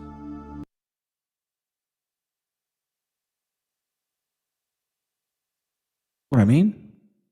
What the fuck is this? What the fuck is this? That's worse than my reading in this page. What you mean y'all fucking gave us corn, bro? What are you talking about? Seriously? Okay, let's remember from this page I showed y'all, right? It says it was Torres incidentally who discovered maize and brought it to Europe. What? What the fuck, fam? If you guys really fall for this shit and you just like, oh, they're probably right, it's because you're a pendejo, way. Let me remind you something, Wobbles. Y'all don't know shit about corn. You don't even fucking know where to start. Give me a break. Do you guys know what tejuino is? Do you guys know what tejuino is? It's a traditional Mexican drink, primarily made from corn dough. Oh, masa, which, by the way, is also in the Bible. We're going to touch on it. It's like, what the hell? Really? When have you heard or even seen a black man or a black woman in the street selling tejuinos, güey? A ver, ¿cuándo, güey? ¿Cuándo? ¿Cuándo están vendiendo tejuino, güey? When have I seen? I've never fucking. Please, I'd like to taste a fucking tamal that black folks make. When the fuck have you seen a tamal stand que los negros tienen, güey?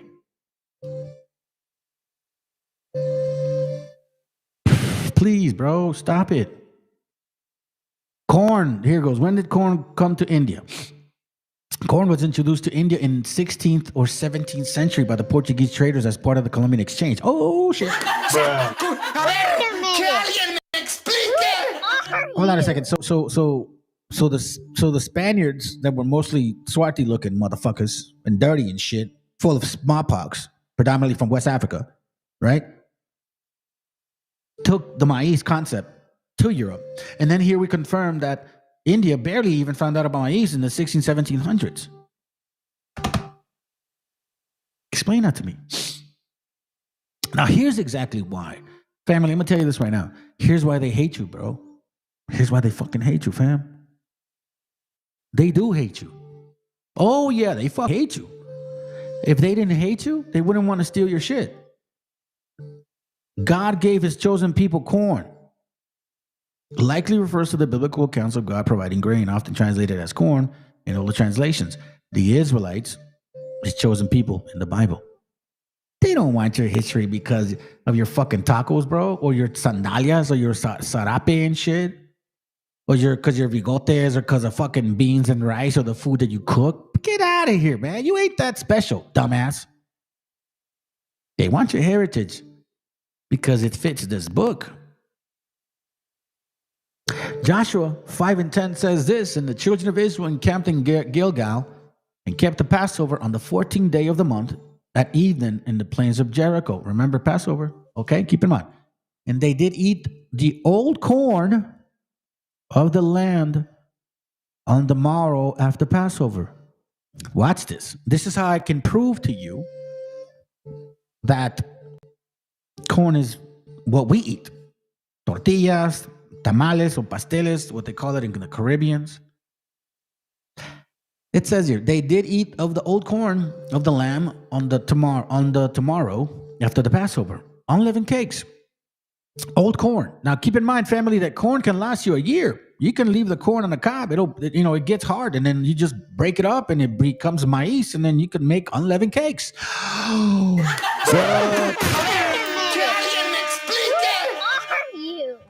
And parched corn in the self-same day.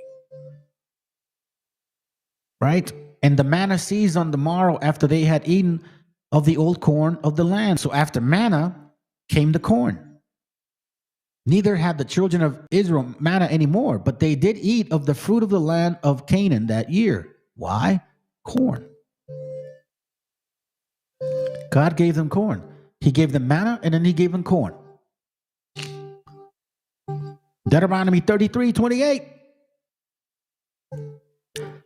I know it hurts your fucking feelings, natives. You can't deny this shit. Now, if you don't like it because you don't know how to read, or you don't like the Bible, or you don't want to read the Bible, then that's not my fucking problem. If you hate this shit because you're just offended, I'm glad you are. Keep sowing in that fucking dirty soup of yours. Deuteronomy 33:28. Israel then dwelled in safety alone. The fountain of Jacob shall be upon the land of corn and wine. What? So wherever Jacob is, the sons of Jacob, right, and the daughters of Jacob, you'll see corn and wine, meaning a fruitful land. There ain't no fruitful fucking shit over there in Africa like that, or in Israel. Give me a break, bro. Stop it. Stop it. Not even in Europe, bro. They can't grow this shit over there. I mean, you really gotta watch it. As also his heavens shall drop landu. Joel 2:9. Here in Joel 2:9, it even tells us, bro. Joel 2:9. It says here, yeah, the Lord will answer and say unto his people, because God chose his people and he gave his chosen people corn. Behold, I will send you corn and wine and oil, and ye shall be satisfied therewith, and will no more make you a reproach among the heathen. Why? Remember, this oil can translate to all kinds of oil. We're talking about lands here, fam. We can grow corn all over the Americas.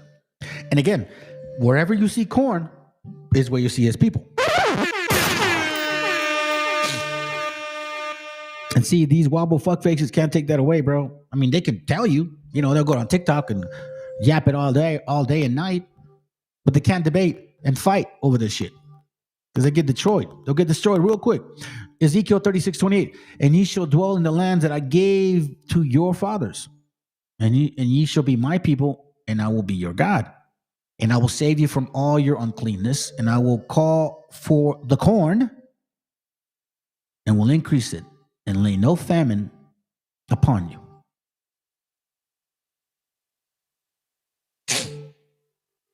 Here's where we confirm it right here. Hosea, like my name. Joshua is Hosea, basically. Hosea or Joshua 2:8, Hosea 2:8. For she did not know that I gave her corn, meaning Israel or Jacob, and wine and oil, and multiplied her silver and gold, which they prepared for Baal. Where can you find corn, wine, silver, and gold? Nowhere but the Americas. Watch this real quick. It's too easy, fam. Y'all too simple, bro. Gotta prove this shit wrong, man. You know what I mean? Like, we're here. We are willing to listen to your Native American asses.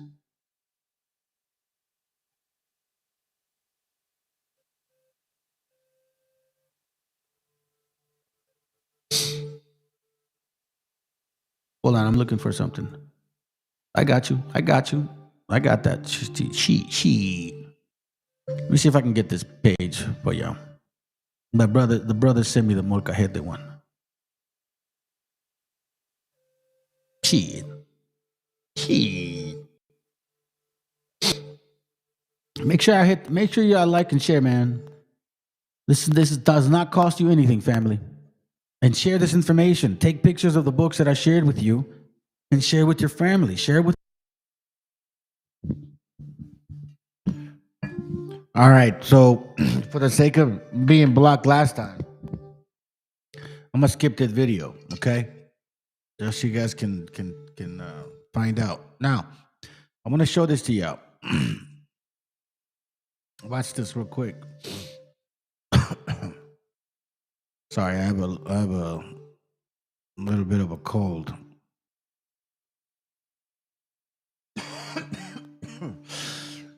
All right, watch this. Excuse me. This is from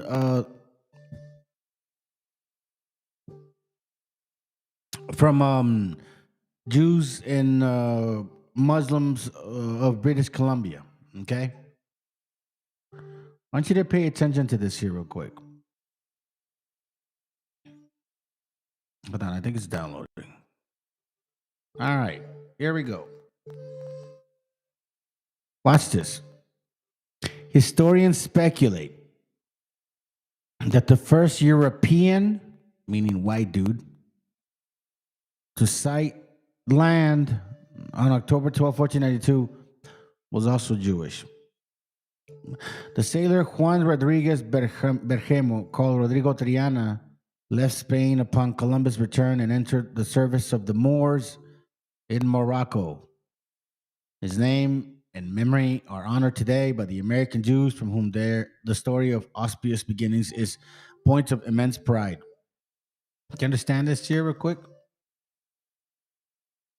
It says here, what is even less frequently mentioned regarding the Spanish and French settlements and voyages is that many of the colonists and sailors were of Sephardic, Jewish, and Moorish descent. Basically saying that the first people that were shown up here were not white necessarily, fam. Watch this real quick, too. It says here, on top, interpreter, sailor Alfonso de I cannot read that, Traina, who is claimed to be the first white man to ever see the New World. Wait a minute, hold on a second. He didn't come by himself. So who were those other people? See, they weren't white. They weren't considered white at that time, right? Torres settled in Cuba and have been credited with the introducing tobacco to Europe from his vast tobacco plantation. Remember, keep in mind that they came in, spoke Hebrew to us, right? So the connection between the Jews and the discovery of America was not, however, merely a question of fortuitous coincidence. The epoch-making expedition of 1492 was a matter of fact, very largely a Jewish, or rather a Marrano enterprise. You see what I mean, fam? Don't trust these fucking people. Don't trust these fucking people. That chart, that's, dude, I mean, that's just like some dumb shit now. But those are facts. And you guys aren't seeing it. All right, so let me skip this video because I don't want to get blocked for that. You know what? Do you think I would get blocked? Let me see. No, matter of fact, you know what? Let's start. Let's see, 10 minutes. No, you know what? Let's do it here. Let's continue. With people that care. Don't share it with your people that don't care. Because maybe people don't care, bro, and you're wasting your energy. Like, get to know people. And if they show that they care, then feed them.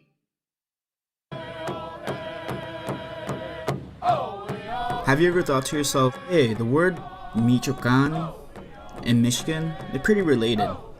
Well, it turns out they are. Michigan translates to great body of water, and Michoacan, it translates to land of many fishermen. By the way, that's Chapala, okay? Chapala is the biggest lake that Mexico has, and it's in Michoacan. Let's go. First, both indigenous words.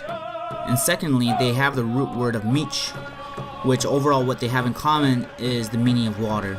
So why? Check this out. And I want to leave it halfway because, again, you know what I mean? It's all about education. It's all about education, family. It's all about education. Right? Mish, right? He said the word Mish. Mish, like for waters, right? A body of waters. Okay, ready? Meaning of water. Hold so what they have in common Oh, is shit. the meaning. Come on, bro. Do it right. They have the root word of mich. They have the root word of mich, right? So M-I-C-H. Now, this is Genesis 21:15. It says the waters were spent in the bottle, and she cast the child under one of the shrubs. That's, we can always dissect that. But here's the meaning, right? Check this out. Mish is the root word, correct? Mish for water, for Mishuagan or Michigan or Mishuagan. Listen to this. Strong's H 4325. My.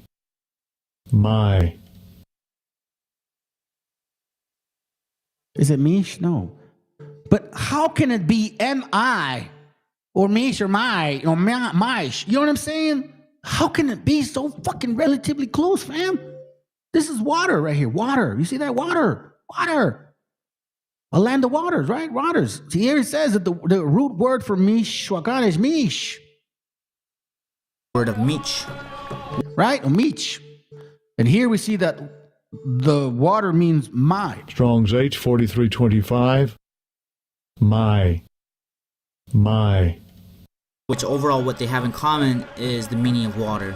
So why is this a big deal?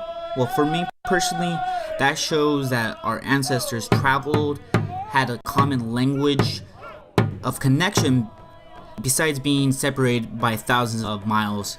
Our histories connect, our languages connect, our cultures connect. Therefore, we are this people of this land.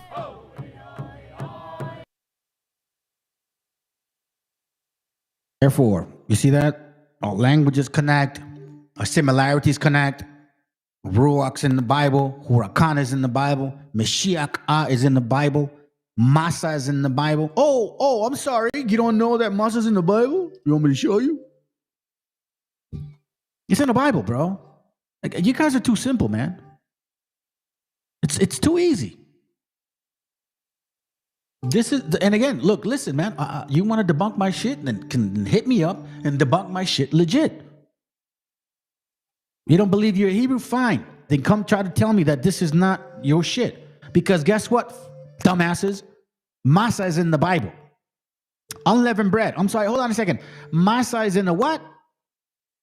Strong's H 4682. Matzah. Masa.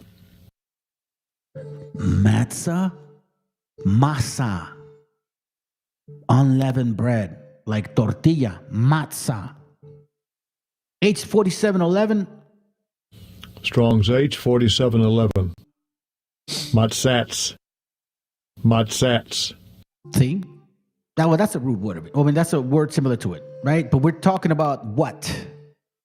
Unleavened bread. Tortillas, way. Or let's put it this way. In Puerto Rico or in the Caribbeans, I think, I don't know, Guaracuya, you can confirm. Do you guys call tamales pasteles? I think you do, right?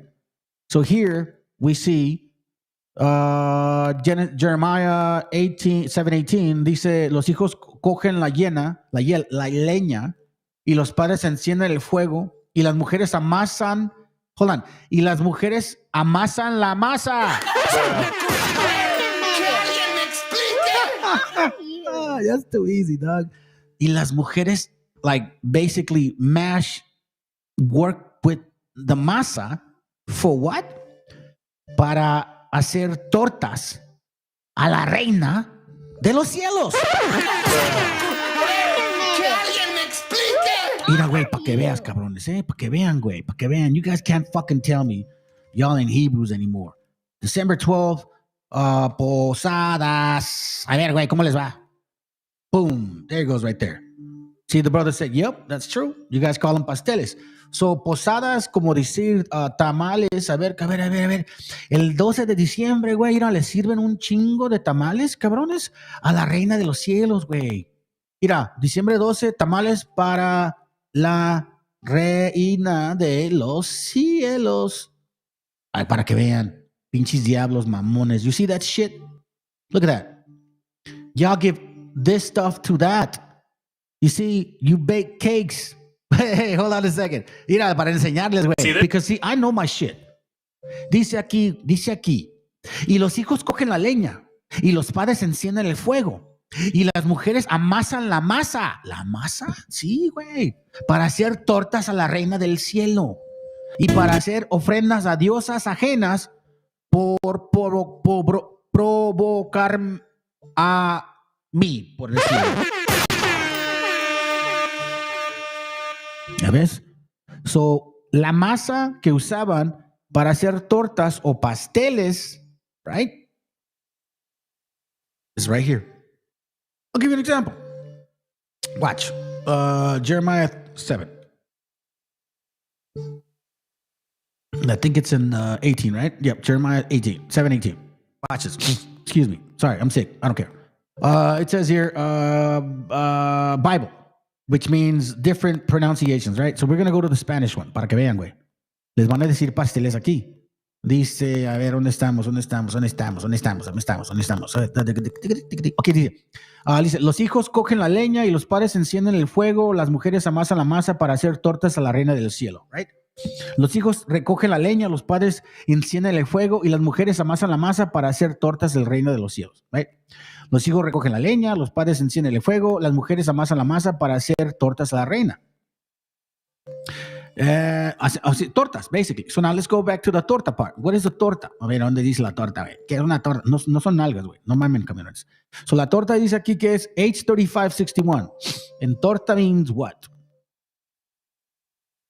Sacrificial cake. Who are you?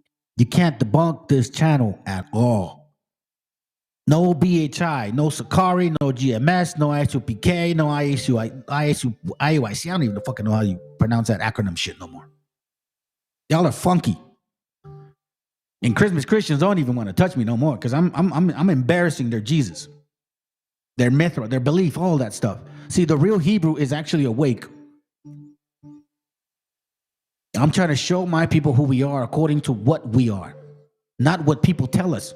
And I'm not going to believe in some fucking book to believe in our history because you told me that's what belongs to me. How the hell does Jesus come back 4 times? Okay? How does that even happen? After the Old Testament, right? Supposedly he was going to come. Why did he come once? You know, when he was born. Why did he come again after he died and showed up to the Marys? Why did he come again in Acts 1 to talk to the people? And why did he show up to Paul again? And for example, here's another one. And I talked to a brother about this. Like, now that we're in this topic real quick, you know, just kind of sidetrack here a little bit, not to get too sidetracked, but Job 2:1 talks about, you know, Satan, you know what I'm saying? Like Satan shows up to God. Like, here we go. Here, like God is like, yo, where's everybody at? And Satan shows up to serve the Lord, right?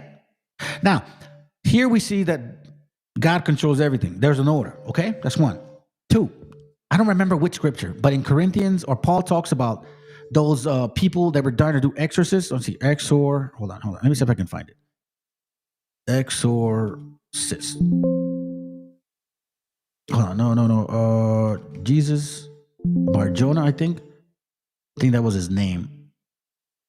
There was a guy named Jesus Bar-Jonah, I think, who was trying to be a prophet.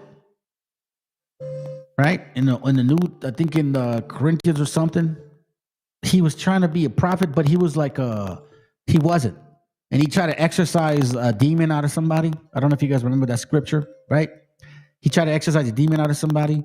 And then the demon says to him, and I think it's in Acts, the demon says to him, like, yo, man, I know that guy. Like, I know that guy. But I don't know that guy. And the spirit, right? The evil spirit jumps on him. So, considering now, Job 1 says all the spirits showed up to the Most High, right? Okay, so they all know each other, fam. So then how in the world does Satan then take Jesus to tempt him as if Jesus didn't know, or Satan didn't know who Jesus was? And second, who wrote that shit? And third, did God send Satan to tempt Jesus? Because God controls everything. Just like God said to Satan, go tempt Job. He's a good, righteous dude. Why would God, the Father, go and send Satan to tempt Jesus That makes no sense.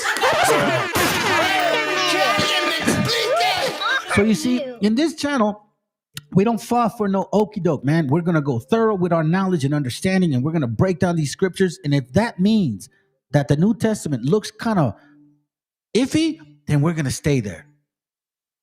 Because, all right, I wanted to finish that point. Check that out. Check it out real quick. Before we forget, because I don't want to ignore this point. So I Googled, they have it anyway. Okay, so I Googled, you can see on my screen, I said, who eats grasshoppers today?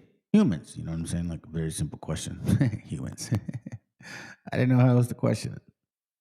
And it says here, my friends, humans eat grasshoppers today, particularly in parts of Mexico and in Central America, where they are known as chapulines.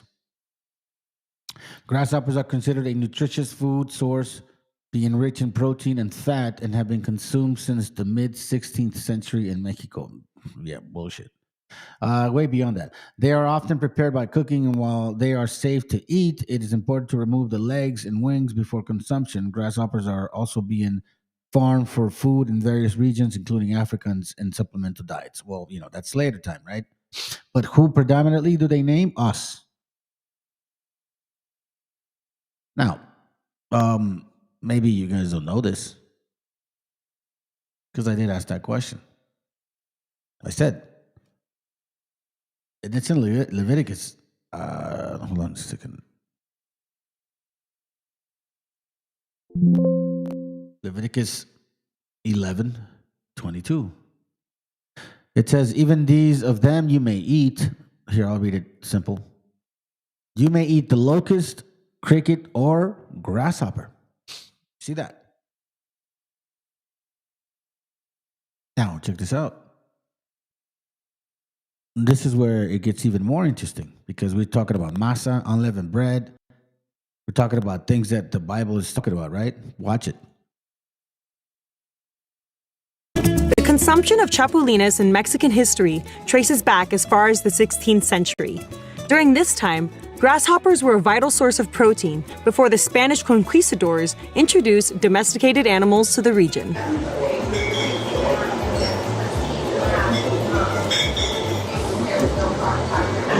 Crunchy, for sure. And supposedly, bugs are packed with protein. But the minute you take a bite, you realize these crunchy little bugs are really just the juice for spice and texture. We'll add to the fact that the scriptures talk about how you are supposed to eat unleavened bread, roasted. I'm saying unleavened bread with roasted meat. Okay? Watch this. This is Exodus 12:8. And this is basically carne asada tacos, but in this case, you know, what you saw was, grasshopper tacos. It says there, Exodus 12:8, that night the meat is to be roasted and eaten with bitter herbs and with bread made without yeast. Do you understand that? So let's go to King James. You can kind of see. It says here, it's a little extended. It says, and they shall eat the flesh at night, roast with fire. See that? Carne asada. And unleavened bread, meaning masa, so tortillas, with bitter herbs, they shall eat it. You know, like cilantro, cebolla, you know, all of those other ingredients that go with carne asada. But we saw a video that you can see basically masa, right? Unleavened bread with all the bitter herbs. And in this case, it's not roast, but it's with grasshopper. But you see that, you know, it's, how is it that it's in there? How is it that we have that type of relationship with these things? You can't deny that. You can't just ignore that. You can't just like walk over it. Translation, transliteration, and a bunch of Esau bullshit. Let me go ahead and go fast forward to the point of the next move. And after this, family, I'm going to let it play, and then it's going to end in about Yeah, right there. We got another, maybe something like about an hour. I don't know. We'll see. But I'm not letting it go that far. All right, just letting you know. And a matter of fact, you know what I'm gonna do? I'm gonna do this right there. So just to help y'all. Just to help y'all, family. We're gonna speed it up. Ready? Let's go. He backs his shit up. He believes what he is. He believes he's an African. I have respect for that. I'm not looking down on him. I hope he never looks down on me. I look at him eye to eye because that's how we move. There's no reason to fear what you don't know, fam. Find out. This, we all black, whether you African or American, don't mean anything.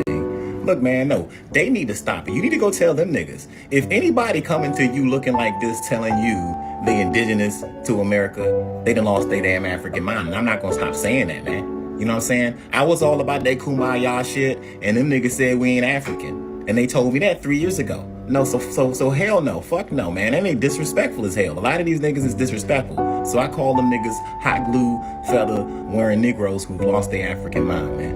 You know what I'm saying? When they get back to Africa, then they can talk to me.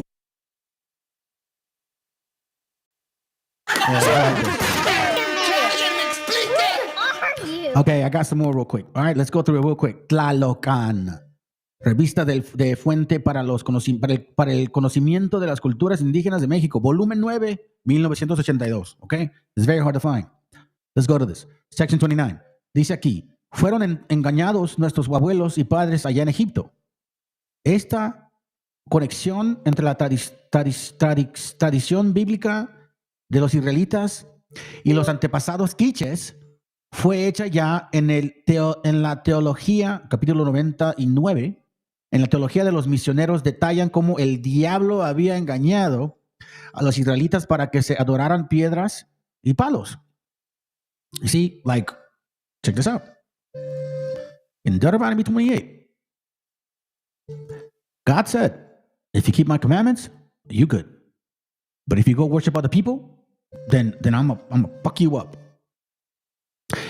It says here in Deuteronomy 28:64 says this. It says, and the Lord shall scatter thee among all people from one end of the earth even unto another, and there thou shalt serve other gods, which neither thou nor thy fathers have known, which is true, even wood and stone.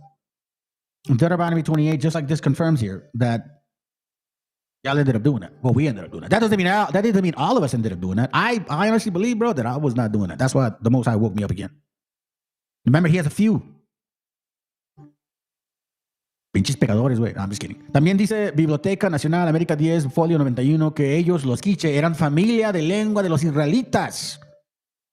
Parece que nuestros autores nativos aceptan esta identificación, aunque, como hemos visto, tienen un entendimiento de ella muy diferente de los misioneros. So, we claim to be those people, very different than Christianity. Well, of course, y'all don't know shit. You know what I mean? Second page. Y por eso ciertamente lo hago. Yo, don Juan Álvarez Jacob, dice, yo soy de la... No, ok, y por ciertamente lo hago, yo, don Juan Álvarez Jacob.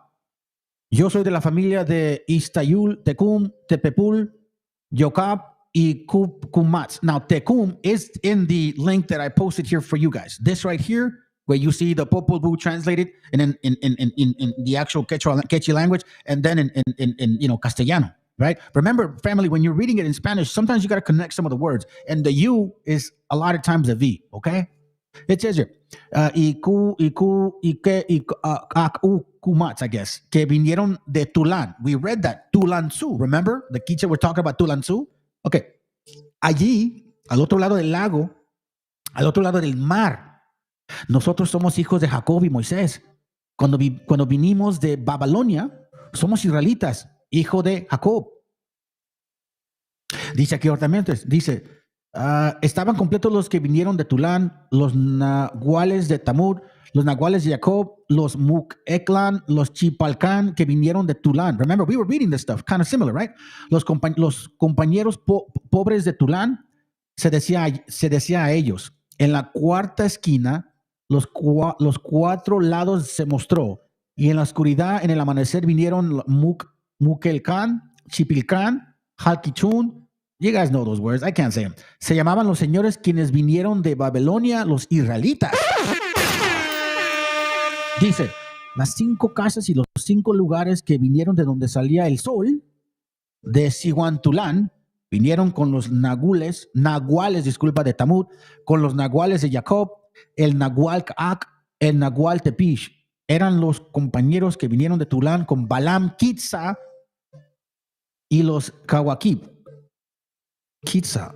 Isaac? Is that what it could be? Lengua y literatura araucanas. We'll go quick. Dice aquí, en el inmenso campo de idiomas indígenas sudamericanos, la ciencia lingüística ha progresado muy poco hasta el día de hoy. Pocos son las investigaciones que van hasta el fondo del problema. Se nota frecuentemente el diletantismo en los ensayos hechos y la ingenua tendencia de demostrar sorprendentes relaciones de parentescos entre algún idioma indígena con uno o varios idiomas del antiguo mundo, right? I think we read this already. Yeah, we read this. For the sake of time, I'm not going to read it again. Okay, this is page 14 of el pueblo hebreo. It says, pero así estás. Yeah, we read this too. It says que las lenguas quechua y aymara que proceden del hebreo y del caldeo. We read that. Okay. Now this is Historia de México, right? Carlos Alvear Acevedo. Okay, and it says this right here. Oh no, that's not it. Oh, that was the one before. My bad family. No, that's not it. Way. Oh, okay. Hold on. Okay, so that's it on that on. My bad. That is not part of this. This is part of this, I believe. Okay, just keep that in mind because I didn't have the page for it, and I believe it's this one. Okay, now I got something else to show you because remember we're almost done, man. We're almost done, fam. I know I've been keeping y'all here for a while, but I gotta solidify it with this. You know, we talked about migration, right? We see the Quechua people. They're saying like migration and shit. Migration, right? We came from where the sun came out, right? And then the further we went, the earlier the sun came out, right? So that means we're walking east. Now check this out. Los voladores de Papantla, o también llamados pájaros de la tierra, es un ritual milenario asociado a la fertilidad que nativos totonacos realizaban año con año. Okay? Right? You have never seen no one else do this shit. Our people were doing this, right? Los voladores. Okay. Here's another book I got, fam. It's called, hold on, let me see if I have it. Oh, hold on. Okay, here goes. Here's the book I have. It's called Wanderings of a Pilgrim, right? In search of the picturesque during 4 and 20 years in the East, with revelation of life in the Zizania, or whatever. Okay? All right, now, it gets interesting. Watch this. On page 26, it says this. It says, the other day, hearing it was a Buradim, day of festival in honor of the goddess Kali, whose temple is about a mile and, I guess, a half, right? I drove down in the evening to Kalugat, where had not the novelty of the scene excited my curiosity, disgust would have made me sick. So he's like, pulled over because he was like, what the hell's going on? Thousands of people were on the road, dressed in all their gayest attire to do honor to the festival of Churuk Puja, the swinging by hooks. What? Among the crowd, the most remarkable object were several Vorig mendicants. Their bodies were covered with ashes, their hair clotted with mud and twisted around their heads like dreads. They were naked all but a shed of cloth, okay? Let's see. Let's go back here. It says, a little further on were 3 swinging posts erected in this fashion. A post of some 30 feet in height was crossed at the top by a horizontal bamboo, from one end of which a man was swinging, suspended by a rope. From the other end, another rope was fastened to the horizontal pole below, which was turned by the men running around like horses in a mill. The man swung in a circle perhaps 30 feet in diameter, supported by 4 iron hooks, 2 through the flesh of his back, damn, and 2 in that of his chest, by which a small bit of cloth across the breast. He was entirely supported. He carried a bag in one hand.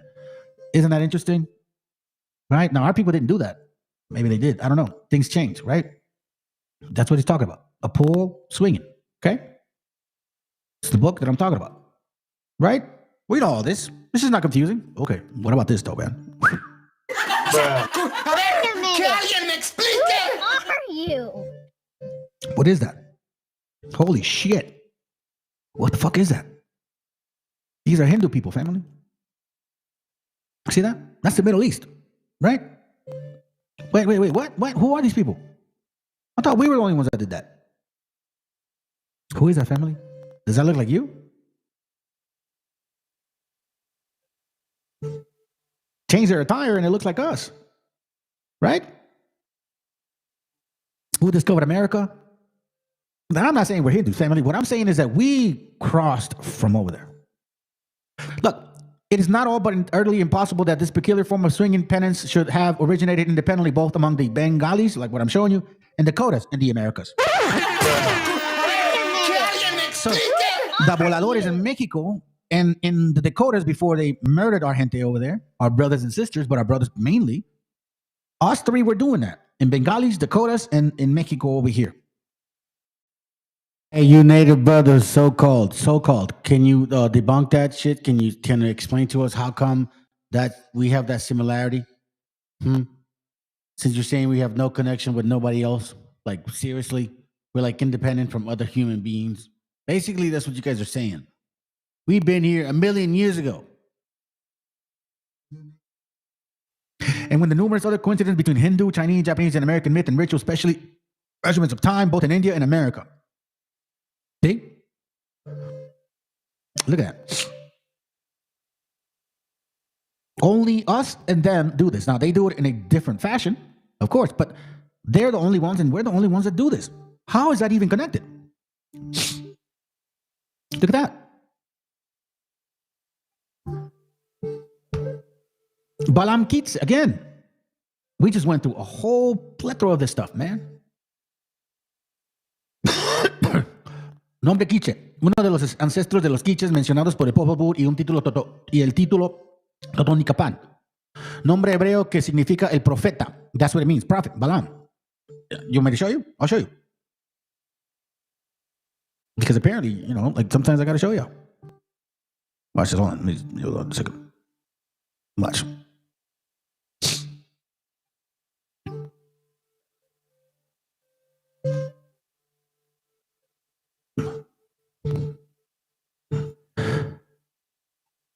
Probably from not a people in foreign Balaam, Mesopotamia, a Mesopotamian prophet. See? I don't lie, my friends. I never lie. Well, I mean, I try not to lie, I guess. Not intending to lie. So we see that here, right? And we see this here. How they use the feathers. We used it too. But these people know. Did we travel? Yes, we did. All you dumbasses that believe we've been here 30,000 fucking years and you were just like a mushroom, bro, like y'all are dumb.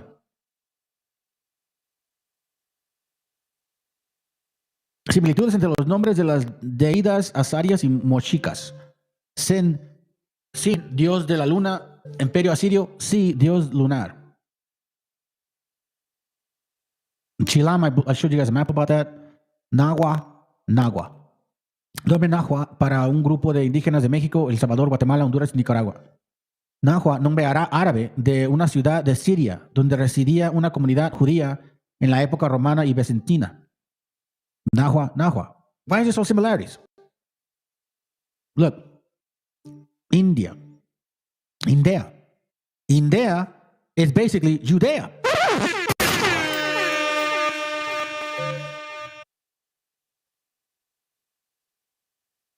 Ayaman, Shilam.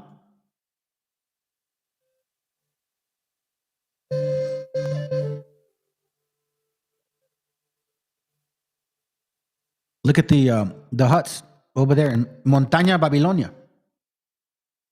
The huts like here. See? Who else lived in teepees, family? They didn't see this shit in Africa. Get the fuck out of here if you try to say that shit. La Infinge Indiana. Dice aquí. I didn't write it down. It says here. Let's see. Hold on. Oh, this is good. The issue with Troy. It says here, one instantly recollects the fact that in the Middle Ages, India would often be used to refer to Judea. Their respective names used to be written similarly, with Judea spelled as India. Woo! They call us Indios and they call them Indios too. Again, think about this, family. Sometimes we pick up things that the conquerors do. Remember, the 10 tribes were, well, basically all tribes were in Assyria at one point. And it's funny how the Cascos here in Moche, Peru is very similar to the Assyrian. I'm not saying we're them. I'm saying that you got a good chance that you picked up some of those things to remind you. Maybe it was a reminder. Los Cascos del Perú y Assyria, very similar. See? Mexica y Syria. Again, I'm not saying we're those people, but you do remember when people have done some shit to you. Don't ever forget the oppressor.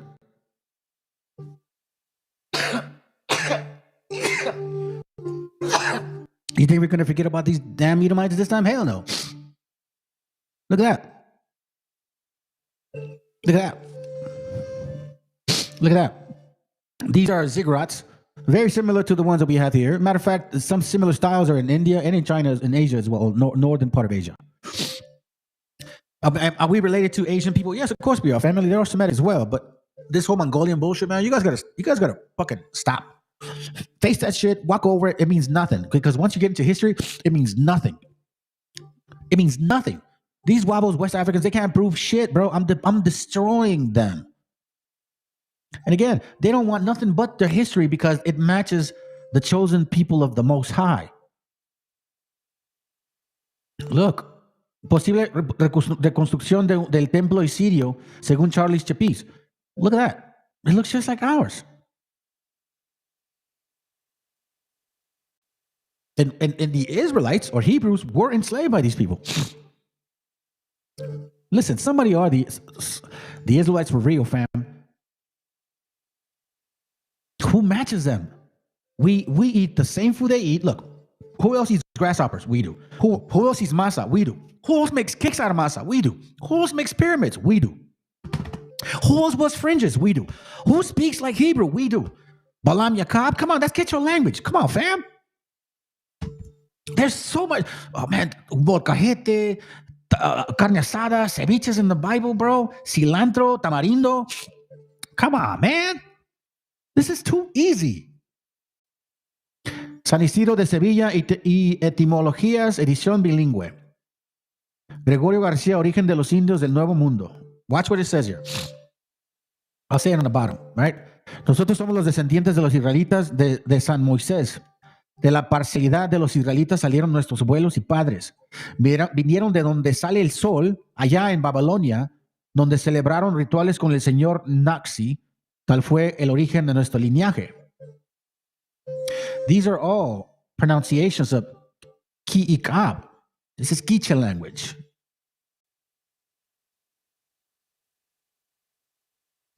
Is this, what book is this?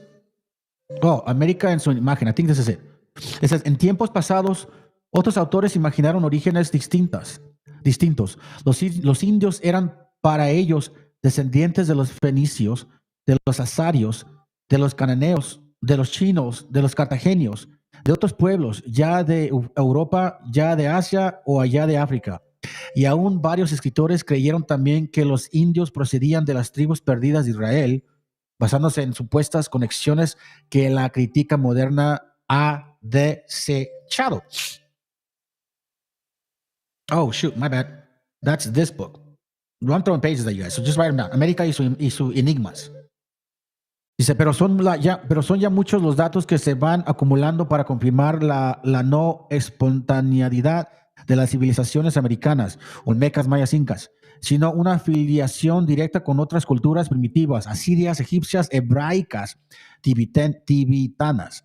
De todos los misterios que envuelven a esta migración, el de los mayas es acaso el más fascinante. Y el Popol Vuh o su libro sagrado, el hilo más interesante como el de Ariadna para llegar al final de su oscuridad, para llegar al final del oscuro laberinto. Labyrinth, basically. It continues. América pertenece al mismo linaje. Fue Diana en una flecha cuya trayectoria cruza a Israel, Egipto, Fenicia, Gracia, Roma y España. Lo que España descubrió fue sobre todo un camino con puerta de origen y meta de llegada. y que por ese camino navegaron Sócrates, Fidias, Euclides. He's saying all kinds of stuff. No, I don't like this one. He's saying a bunch of BS. But anyways, América Crisol de la raza del mundo, dice aquí. Dice, el escritor Victor Wolfgang von Hagen no ha mucho público en un interesante libro sobre John Lloyd Stevens, quien fue el primer explorador americano de la mitad del siglo, what is that, 19, que llegó a interesarse en las antigüedades de su propio conocimiento. Von Hagen, como el antes citado Birmingham, también informó en su libro sobre la opinión prevaleciente en el siglo XVIII, un universalmente aceptada en América sobre que el indio era el descendiente de las tribus perdidas de Israel. Roger Williams, fundador de Rhode Island, y John Eliot, el primero que tradujo la Biblia al lenguaje indígena, lo aceptaron como hecho, al igual que William Penn, fundador de Pennsylvania. Otra cosa, one thing I want to say, Napoleon Bonaparte wrote, well, there was a book written about what he said. Okay, and Napoleon Bonaparte also confirmed that the Israelites were in the Americas. And damn well didn't say they were African or white, for that fucking matter. John Lloyd Stevens personalmente en su libro confía ampliamente en el testimonio bíblico y la profecía del Antiguo Testamento. Su distinción, sin embargo, entre los indios norteamericanos y los que él llama mexicanos, a los localizados más allá del sur, es correcta, así como sus deducciones sobre la importación de las manifestaciones artísticas para la investigación de los hechos históricos. Su teoría se refiere a la descendencia de los indios norteamericanos, de los hebreos y los indios mesoamericanos, principalmente del Tiro. Como conquiste a los aztecas. Dice, muchos días que por las escrituras de nuestros antepasados tenemos noticias que ni yo ni los que en esta tierra habitamos somos naturales de ella, sino extranjeros viniendo de partes muy extrañas, y sabemos asimismo que a estas partes nos trajo un señor del que todo eran vasallos, el cual se volvió a su naturaleza y después de mucho tiempo volvió, tanto que ya estaban casados los que habían quedado con las mujeres naturales de la tierra. Let's talk about biblical history. Dice, y hechos pueblos donde vivían, y queriéndoles llevar consigo no quisieron ir ni recibirle por señor, y así se volvió, y siempre hemos tenido que los que de él descienden habían de venir a sojuzgar esta tierra, y a nosotros como sus vasallos, y según de las partes que 2 veces que venís, que es el poder de donde sale el sol. Right? So from the east. Historia del pueblo de México. It says here, aquí lo que se ve a través de ese género documental son los elementos de la indumentaria, el gorro cónico en Egipto, el gorro cónico en la mayalogía, la sandalia en ambos pueblos. You see this? El gorro cónico en Egipto y el gorro cónico en Maya, right? Meaning a hat. Then it says, the sandals in both places. Presentase a sí mismo la costumbre, incuestionablemente originada de la alta antigüedad, meaning that we come from the old age, de grabar signos sobre los hombros, espaldas y piernas de figuras humanas labradas en piedra, y tal estatigrafía ya entre los semitas y ya entre los pre-mexicanos. So everybody tries to say you're anti-Semitic, say, fuck you, I am a Semite. Because I'm a Hebrew, bitch. Las fuentes de informaciones en cuanto a la mitología del pueblo de Tuyazán se refiere son las siguientes. La primera y más importante son cuentos y leyendas de las aventuras de divinidades y semidiosis, héroes divinizados y personajes sobrenaturales. He's talking about our people, right? We have like certain histories like that. Historia de México. El Jaquil del antiguo hebreo significa casa grande. Jacal del acadense es palacio. Jekal o Jacal, Shikayi, en náhuatl evolucionado, es para nosotros una choza. Y especialmente en la materia, creen que la voz Teocayi es la corrupción de Tezcal. Estas comparaciones semíticas con las llamadas americanas que interesaron profundamente a Catalina II. Let me see, did I read that? Oh, no, hold on. Says, la idea de un parentesco del hebreo o acadiano con los idiomas primitivos del continente apellidado americano en más de una vez traspasa los límites de la ciencia y si en ocasiones penetra el reino de la fantasía, no por ello deja de ser interesante. No por ello deja de ser interesante. Las voces kul, kum, kus, kur se presentan en las lenguas babilónicas. Ku o kuktu en las inscripciones asirias. Posiblemente correspondieron a una tribu nómada en las márgenes del Dijal. Let me see what this is. ¿Es this Atlas de judíos?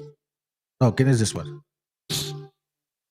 Con frecuencia se afirma y mantiene con gran erudición el haber descubierto afinidades entre las razas americanas y las del antiguo continente. Una teoría muy general era antes al que veía en los indios a las tribus perdidas de Israel.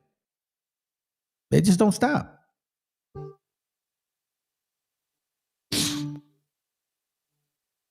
Dice, las primeras tesis fueron como no de índole religiosas. Los pobladores de América eran ni más ni menos que los descendientes de las bíblicas tribus perdidas de Israel. Why do you think they want to stay here, fam? Kingsborough, we read that. We already read about Lord Kingsborough. I'm not going to go there. Indios norteamericanos. Take a picture of it.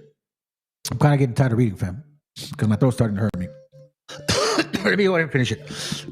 Oh, hold on. Take a picture of that too, please. My bad. Let me read the bottom. Que las tradiciones de los hebreos se vuelven a encontrar entre los pueblos indígenas de América. Vista de las cordilleras y monumentos de los pueblos indígenas de América. Esoterismo Popol Vuh. We read that already. Right? Los nombres de sus abuelos y padres que las engrendaron allá por donde se levanta el sol. Hey, remember, family, the reason I'm playing this again is because, UIT fucking blocked this shit, okay? That's why. So I just want to make sure that I get through all the books that I shared, and then that's it. We're almost done. Literally, we're almost done. Like, we don't got that much left. Basically, our people understood that we come from that region where the sun rises. Y'all need to stop lying to yourselves, bro. Oh, we're here 30,000 years, Ak. We've been here since the ages, Ak. Nah, bro. Nah. So this is my answer to you. So now that I called your ass out, because apparently you wanted to go there, I gave you something to talk about. Now let's see if you can debunk my shit. We are not Hebrews. We no lost tribe of Israel. Hebrew history is only 6,000 years old. Native history is over 30,000 years old. Remember that. Yeah, I remember that. And that's why we debunked that fuck of carbon dating. And then we also showed y'all videos regarding like dinosaurs and shit. They still got flesh in their fucking bones, bro. Explain that. Good to have you here, bro. I didn't even see it, man. I was all up in my reading. I wasn't really reading too much of what people were posting because they weren't really posting much. Like, people hardly posted anything. So I didn't even realize it. Now, bless you, brother. I know sometimes I'm very distant. Let me say something about me. And because I'm older. Like, I used to give people chances all the time, right? I didn't give a fuck. But then once I notice people start acting weird, I keep my distance because I've seen it too many times. I ain't trying to fuck around with weird people, bro. If you guys get emotional on me, I'm the last one that you want to talk to. Because shit brushes over my shoulders, dude. Like, it takes a lot to get to me. If you're like my brother, my cousin, my, family, like, I care for you, I live with you and shit, you know what I mean? You're my kid, whatever, like, I do care. I'm very fucking loyal, bro. Here, matter of fact, I'm gonna share it here. I'm gonna share it now that I have it. Now that that's a point, I think I want to make this point. Because I don't want y'all to get offended, man. It's just, I'm a certain way, bro. And I'm not just specifically talking to you, by the way, Chris. I'm just saying because I know you reached out to me a couple times.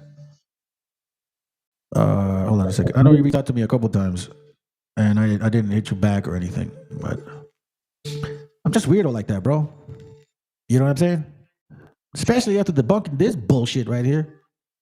In case you missed it, look at this. After going through a whole plethora of books, right?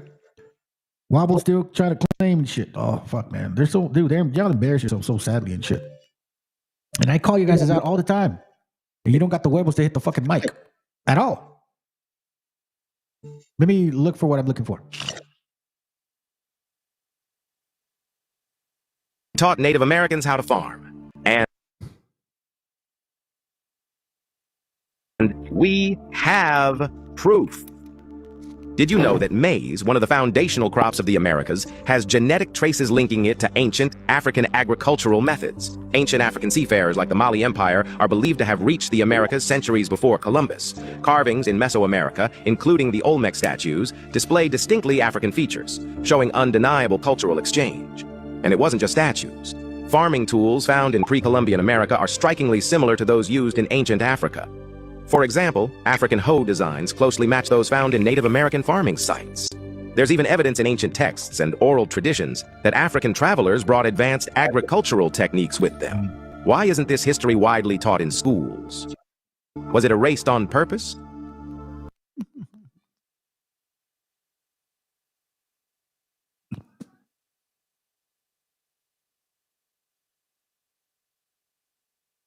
I'm trying to look for the video, but in the meantime, I want to show you this. This is good. It's good 4 minutes. Listen to it.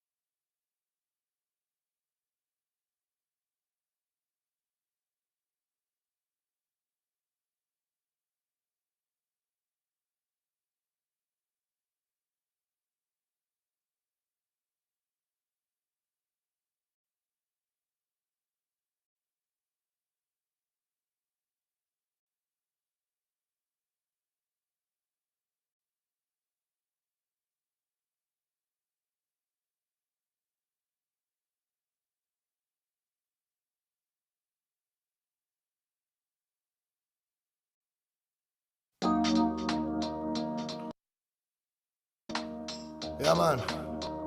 Huh. Respect and love from the world, nigga. Show them. Più nigga, uno microphone. Can't wait to sit number 15. Rock, you in studio. Bomba, claro. ¿De qué manera sufre el alma cuando alguien se va? No hay medicina que cure esa larga enfermedad. La vitamina de la vida en esta sociedad es tan divina que por nombre tiene libertad. Libérate de la mentira que está por llegar. Mide tu orgullo antes de empezar a hablar. Cierra la puerta a quien no merezca entrar, porque hay mucho que se fue y sueña con regresar. Hablemos en silencio y así no me mentirás. El poder de la palabra muere cuando hablan de más. No me fío de oraciones que se dicen por detrás. Si me miras a los ojos no te mentiré jamás. Que besar por besar es jugar por jugar. Y vivir sin amor es vivir sin amar. Solo queda la fe, solo queda soñar. Ponte de pie, ready para luchar. Some love, I can just smoke and there are some love them. I can just smoke and there are some love. I remember no fire, no girl, we be repeating. Cali with a mama soul, yeah.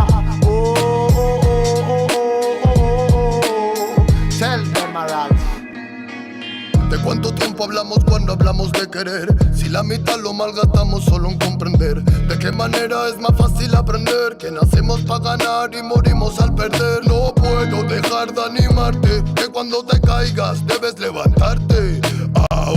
Llegué para contarte que no todo artista muere por su arte.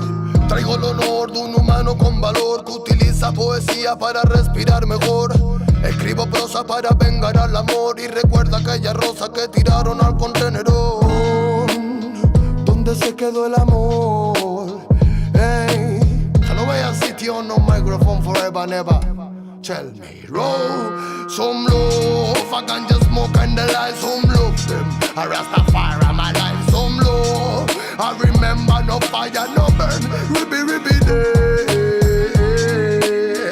I live with a for my soldier, reggae man a for my warrior day.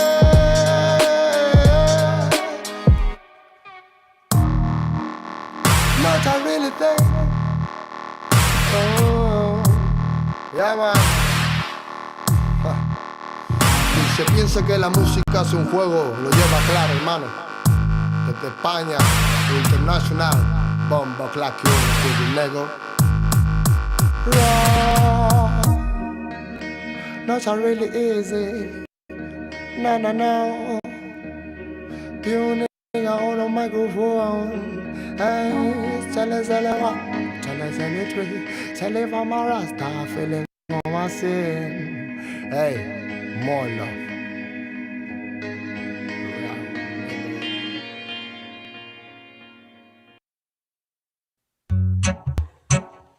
Hey, original. Canova City on a production key on. Ribby them, ribby boy. Baby. Original from the world. Reggae music warrior them. Ay, yeah man. Representando el sonido callejero, nego.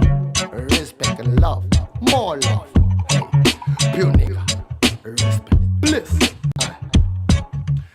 Ya no hay camino que recorra tu pasado, tan solo cicatrices de batallas por ganar. El tiempo dice quién se quedará a tu lado y quién dará la vuelta para nunca regresar. Toda persona tiene su forma de amar, pero pocas con amor y solo queda soñar. Lo que daría por llenar este lugar con el tacto de una flor y la música del mar. Cuánto nada cuesta tanto como tener el cielo entre mis manos y no ver a quién se va. Canto y así curo mi llanto, doy gracias a la vida por la familia y que solo de verdad. Tic tac suena el reloj y recuerdo que no debo perder el poco tiempo de ti. Ay, Kion, dispáralo, el resto lo pongo yo. Puro sonido de alegría en el blog. Ey, tic tac suena el reloj y recuerdo que no debo perder el poco tiempo de ti. Ay, Kion, dispáralo, el resto lo pongo yo. Puro sonido de alegría en el blog. Ey, Seishan, I call it with a connection, them. Original reggae music, que un estudio presidente. Hey. Háblame de amor, pensamiento que no tienes mujer, y eso solo lo sé yo, que no me diste ni un día de placer. Y pide, muévelo, el sonido en la party, tremendo campeón. Y dice, muévelo. Original Labón y dice, voy navegando por el mundo, dame solo un segundo y te muestro quién soy. El mensaje más profundo, con el papel me fundo y chillo root boy. Caminando por el mundo, dame solo un segundo y te muestro quién soy. Boy. Reggae music dance, I roll them, Cali with zone, Cali with them, Cali with forever, key on for president, warrior, original of them. Hey, y dice, ¿cómo voy? Navegando por el mundo, dame solo un segundo y te muestro quién soy. El mensaje más profundo, con el papel me fundo y chillo root boy.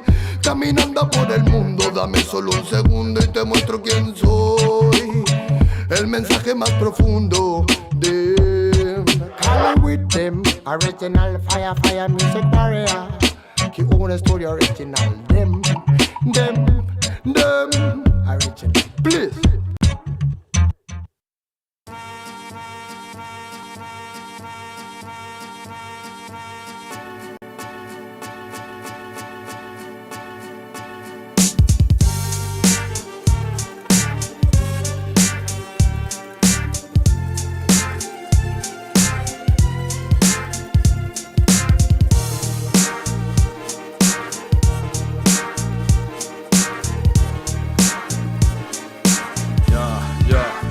del país que no se raja, papá. Del mariachi la baraja que trabaja y no se cuaja ni por una paga baja. De esa tierra soy, donde crecen los nopales, donde millones de madres parieron a mis carnales, a mi gente pues. La de piel color canela, la que viste de guarache, de sombrero y de franela, la que canta, la que celebra la muerte, la que se rompe su madre con aquel que le haga frente. Soy de aquí, la tierra del maíz y del mezcal, del café no ya de barro y de la tortilla con sal, de la solidaridad, de la causa que lo merezca, donde un taquito hermano no falta quien te lo ofrezca. De esa tierra, la del trueque y la cocoa, donde por los cielos vuela glorioso mi Quetzalcóatl. Tierra santa, donde el oro no deslumbra, donde no todo se compra y la carencia no te espanta. Y es que dime cómo no quieres que ame tanto esta tierra, si aquí nacieron mis hijos y aquí me ha criado la abuela, aquí gastó mis suelas desde que soy un enano. Es mi orgullo, mi paisano, haber nacido mexicano, y hasta el día en que yo me muera bendita será mi tierra, es mi hogar. Feliz de ver ondear esta bandera, feliz de haber nacido donde los mariachis tocan. Salucita, momento en el que nuestros vasos chocan. Tierra de arraigo, tradición y fe, fuego en el pecho que me llama a ser aquel guerrero en que renaceré.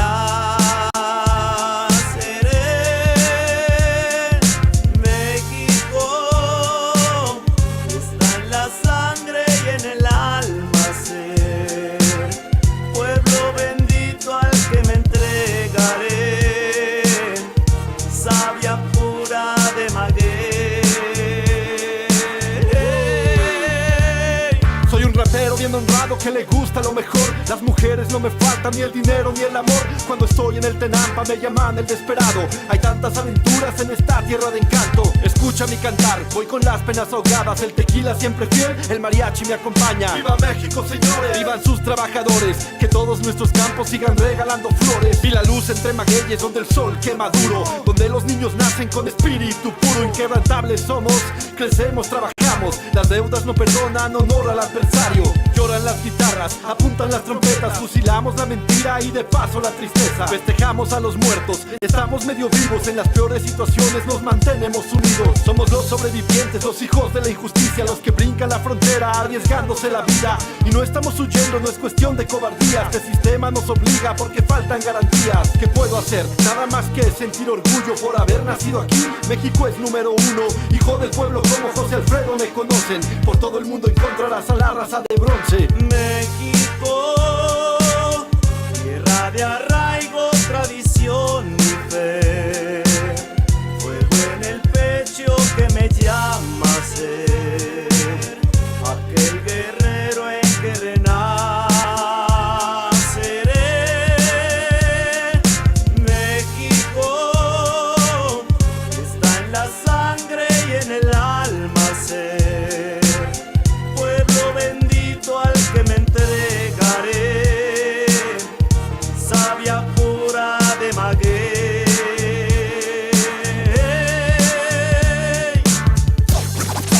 Somos lo que somos, unos mexicanos. Suena México, sí señor. Yo soy mexicano hasta la madre, hijo del cocho.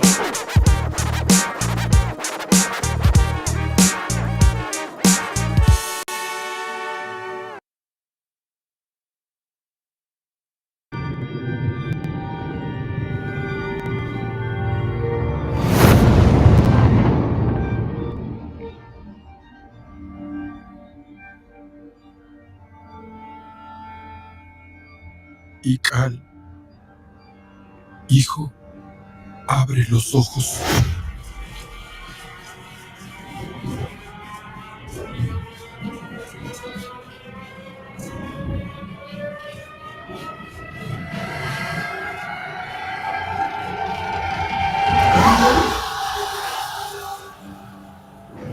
Tu cuerpo se queda con nosotros, pero tu espíritu debe seguir.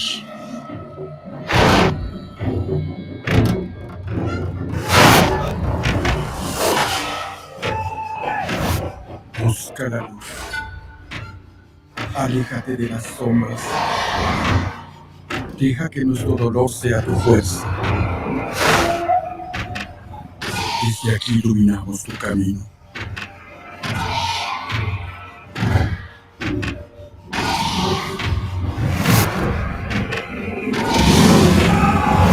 lucha como nosotros ante esta pena tan grande. Yo soy tú. Tú eres yo.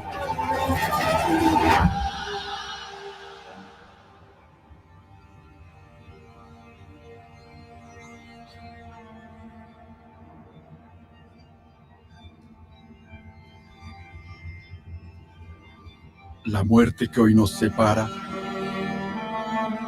mañana volverá a unirnos, mañana volverá a unirnos. Eres libre, hijo, eres